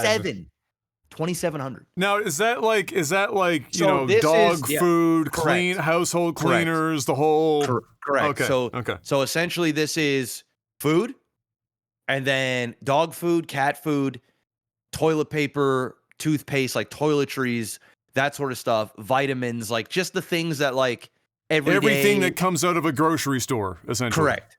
Yeah. So like on average for that 3-month period, it was $2,700. Now, to be fair, I've had a lot of dietary issues, and so I've been eating like really expensive gluten-free, dairy-free, like you know what it's like. Like you buy a fucking bag of chips that's like gluten-free, whatever, GMO, whatever, and the shit costs you $8 for like a fucking bag of chips, right? Or you could go and get 99-cent bag of chips that, you know, most people can eat. So like, obviously I knew that just from my dietary problems, because everything like the spaghetti sauce, fucking everything that Kayla cooks with had to be modified so that I could actually eat it, or I'm going to be miserable. And like, I'm still kind of miserable, and I'm still spending all of this money. So anyway, I told Kayla, I'm like, Kayla, like, you know, I'm not telling you you're doing anything wrong, because you just looking out and you doing whatever, but like, holy fuck, $2,700 a month. You know, damn near 1 month it was time to $3,000. learn how to make your own spaghetti sauce, Mr. Black. Yeah. So anyway, we had a big went through all the receipts, and that's one thing that she does that's great as well, is like we looked every month. We have like folders for everything we're spending, and we put it in folders. So we were able to like kind of go back and sort of look at what was going on. And our biggest issue, one of the biggest issues is I would run low on specific things, and Kayla would want me to have it. So she would just go to the grocery store to pick up a couple things. And then when you're at the grocery store, you're like, oh, okay, well, I guess since we're here, may as well grab this, may as well grab that, may as well grab that. And it kind of adds up. But then also just the price of food in general has gone up like a solid 20-25%. Like, no joke. Oh, yeah, for sure. So, you know, we managed to bring it down. So now we're under $2,000 a month. I was going to say, did you break the 2,000 barrier? Yeah, we're under. So we're like, you know, anywhere between $1,600 and $1,800. And it's just three of us here, man. It's myself, Kayla, and Kai, and a dog and a cat. Oh, yeah. And it costs that much. And obviously, I'm still eating the things that I need to eat, but like, holy fuck, that's the worst. So I'm gonna go with the food. Yeah, I would say. I mean, yeah, food. Thankfully, being here at home, I haven't had to, and Em and I being here hasn't run the grocery bill up very much while we've been here. But there are items. So like, I know what my dad complains about. For example, when he goes out to buy groceries or whatever, and he brings them home. If Mom's doing any amount of baking or whatnot, one of the things he complains about all the time is butter. The cost of butter. Unsalted Crazy. butter, like a pack of unsalted butter is like $12 fucking or some shit, or like, which is just like, it's insane. Clearly insane. Yeah, why is that $12 fucking? I know personally, so I haven't bought groceries. Well, we're going to be starting here pretty soon, so it'll be fun to see what our grocery budget ends up working out to be like. But I know that when I went in, Mom asked me to stop in at Shoppers Drug Mart to pick up some chips, because we needed some chips for the dip that we had for New Year's or whatever the fuck. And so I stopped in, and 2 bags of regular, not the party size, not just the fucking 2 bags of Ruffles plain chips. You want how much money 2 bags of Ruffles plain chips cost? You just talked about the 99-cent bags that everyone like else could buy for 2 bags, man. It was $12. Yeah, it's nuts for 2 bags of chips, of plain Ruffles, regular sized. Insane. And when you open the bag, bro, it's 30% filled. Well, yeah, and there's like nothing in them. So I would say that, and because I go, when I take M to and from work, we go frequently enough to be able to like see a little difference. Fast food has gone up too. So like we go to Tim Hortons because she needs like coffee or something to keep her alive or whatnot in the mornings, and a lot of times, you know, we prioritize her sleep over waking up earlier to try and make breakfast in the morning or whatever. So we just like stop in and get her something to eat on the way to work. And that has gone up pretty substantially. Like our order for the 2 of us to eat breakfast, even just a year ago, or even less than a year, like maybe even like fucking 10 months ago, was $17, I think, all in, and now it's like 22. Yeah. So in 10 months, it's gone up $5. And that's just fucking crazy. So yeah, everything is up crazy. I'll put this little point on it. I didn't feel it, but we were curious. So we got our when we went over to the Dad and I went over to the house today. It was Flyers Day. So there's a bag of like 700 flyers at the bottom of the driveway. So we picked up a bag of flyers, going inside, opening it up. You know, it's Black Friday month still, so there's lots of sales. We're going through shit, looking at it, and Dad was like, "Oh shit!" And he's looking at the flyer. And he's looking at it. He's like, "Is this your fridge and your stove and your dishwasher?" And I'm like looking at it, and I'm like, I compare the thing, and I'm like, "Oh well." There was 2 different sales. They were bundling, or they had them in different rows. But you know, I was like, yeah, that's my fridge, that's my stove, that's my dishwasher, and they were on sale, like a big, you know, Black Friday sale kind of situation. And Dad was like, these are still pretty expensive. He was like, well, what did you pay for all these? And I opened my phone and I pulled up my receipt because we had got it from Best Buy in January of 2022. And no joke, the fridge. So I got the fridge for $400 less, just the fridge. I got the stove for almost $300 less, and I got the dishwasher for $120 or $140 less. The dream.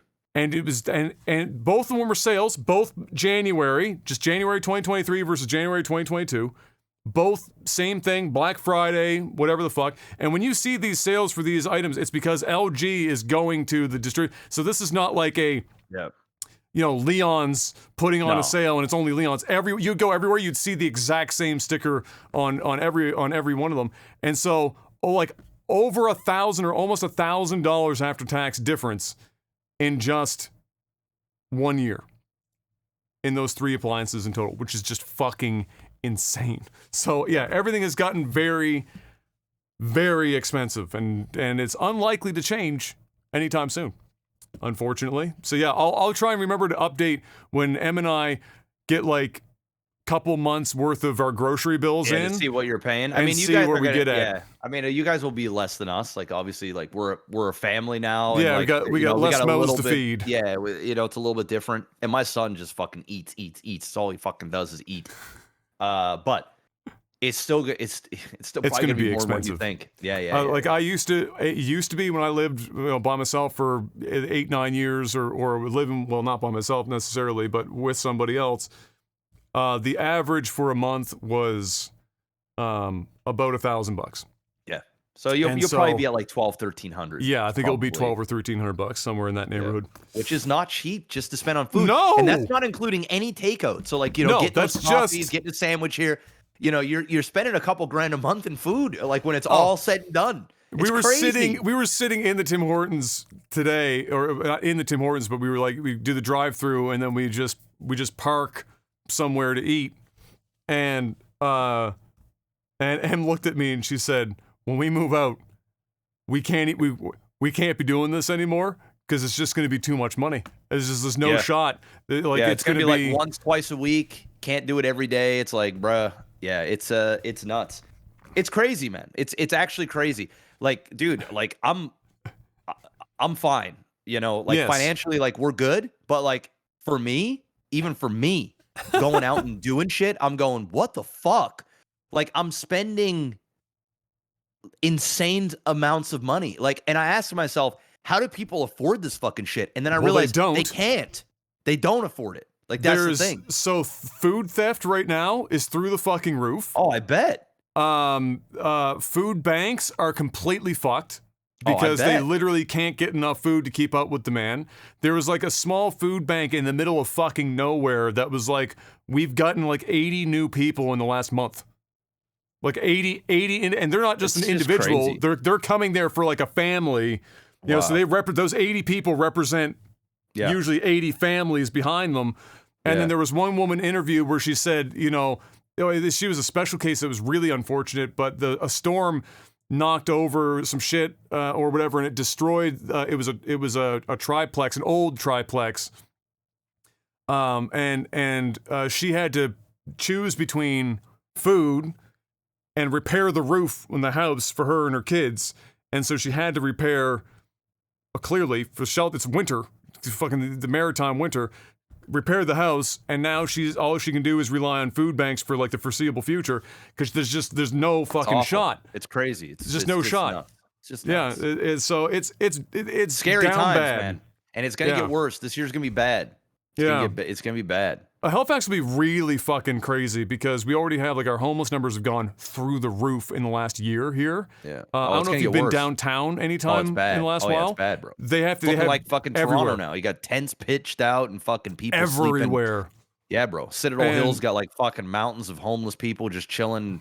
They've got like little tiny communities and huts of just like all these people that are homeless. It's like, Jesus fuck, man. It's not great. And then you've got and the real catch-22 here is the housing market has cooled in a lot of the other places in the country.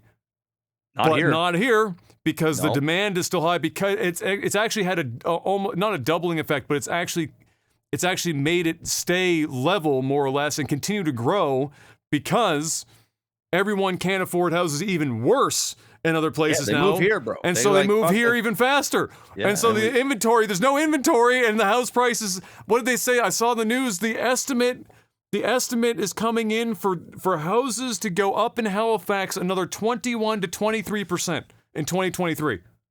In 1 year. I don't know about that. I don't know. I don't think that's going to happen, but it was 20 in 2021.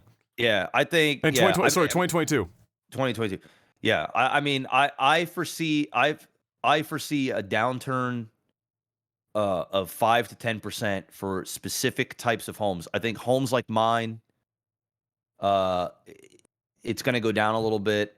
But I think everyday single family homes, anything south of $750,000, yes, it's going to continue to do well. It's going to continue to go up. It's going to continue to do well because people are just going to like come here. Correct. So I think the sort of the bigger homes in certain areas, they might struggle, but you never know. Like there still isn't a lot of inventory, so like if anything, they might just stay flat. I think that's probably it. Is that the really high end? So like let's say $1 million and north will just flatline. Yeah. And then everything south of $1 million has headroom to just for sure keep fucking going. Sure. And so it's supply and demand, man. I've been telling you this. I told you this before you bought your house. I'm like, bro, just go fucking buy your house.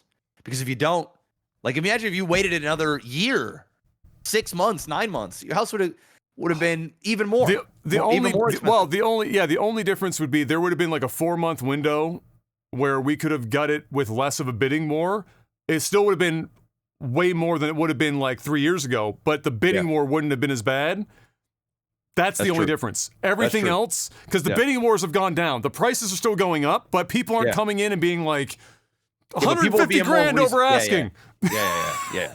That those days are done. Yeah. Unless it's very, very specific. And you might see a little bit of that because some people are strategically putting their houses below market value to create a bit of a shitstorm. Yes, yeah. But for the most part, no, you're not seeing that anymore. If a house goes up for sale for $700K, it's usually selling for $700K. Yeah. That's typically what it is. Yeah. You might get $5,000 off during inspections and shit, but that's about it. That's about it. So yeah, it'll be braced for it. Buckle up. Buckle the fuck up. Last one, Mr. Black, comes in from Neil. Said, this is funny. Okay, so apparently, he said, some people don't think it's normal to water bend while in the shower. You know what he means by that? Like Avatar? He's got the water's coming at you, so you're doing some fucking like water bending and shit. So he said, apparently some people don't think it's normal to water bend while in the shower. Thoughts on juvenile, in quotation marks, shower activities? I mean, I honestly say I don't think I've done that in a while. Have you thrown a kamea in the shower a couple times? Oh, for sure, but not any. I don't remember the last time I did that shit. No, you know what? The next time your ass is getting in a shower, I'm gonna go. I'm gonna do some crazy. I've definitely done some shit for sure. That's for sure. Yeah, no, that's a funny question because it is true. I think everybody kind of does some weird water bending shit or just some weird shit that you do. Because a lot of times when I'm in the shower, I'm not joking. I don't know if anybody else is like this. You can let me know in the comment section or in the Twitch chat. But like my showers are about 20 minutes long, and there's 5 minutes of actually scrubbing and showering and brushing my teeth and stuff, and the other and the 15 rest is just standing there. Is just That's me. I basically, and it's bad enough that like my skin is so dry coming out of the shower because all I've done, and I don't know how bad you like. I like my showers fucking hot, especially hot as fuck. In the winter months. Steaming. And I do it slow, so I'm like cooking a lobster. Because if you go too hot too fast, you're like, ah. See, you got to get in there, and you just got to slowly, and you touch the dial, just because you get to a point on the dial where every like fucking millimeter is the difference between shit's too hot and you get this weird, your body does this weird wave of warmth with the temperature change. And so you're just like, touch the dial. Touch the dial. Touch it, just and every once in a while you get a little too fucking crazy, like you hit it a little too hard, and you're like, whoa, you back it off too much and it's cold, you're like, fuck. And you're trying to find that sweet spot. Yes. Yeah, been there. Yeah. I'm with you. I'm the same way. Now it's a little bit different because what I like to do now is I'm like, okay, Kai, go have your bath, because this fucking place is notorious for running out of fucking water. So like, not like water itself, but like the hot water. Oh, so you need a bigger hot water tank, bro. I know, we do. But this hot water tank's like 8 years old. So okay, it's coming up on its life. It's coming up in a couple of years. So when that happens, I'm just gonna get a bigger tank. But like what I'll do is like I'm like, Kai, just go get your fucking bath and run the bath. And then I know that like if I burn it out, I can't even burn it out completely because Kayla's got a shower. And Kayla says this every time. She's like, Jeff, save me some water. Save me some water. It's basically like save me some hot water. They used to tell me that when I was growing up as a kid. I'd be going to the shower and mom would be like, you better save me some fucking hot water. That's it. Kayla says that to me every day. And dude, I'm notorious. I know that people are like, you shouldn't shower every day. I shower every fucking day. And I'm not joking. Sometimes I shower twice because like because if I'm fucking dead tired, I'll shower in the morning. And then at night, it's sort of like a ritual. I need my like 15 minutes of peace of just like fucking sitting in the shower cooking.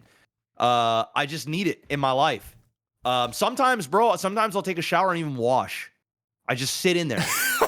Well, honestly, if you're going to shower that frequently, just being in there for the water is probably not the worst idea. Every fucking day I'm in that shower. Every day.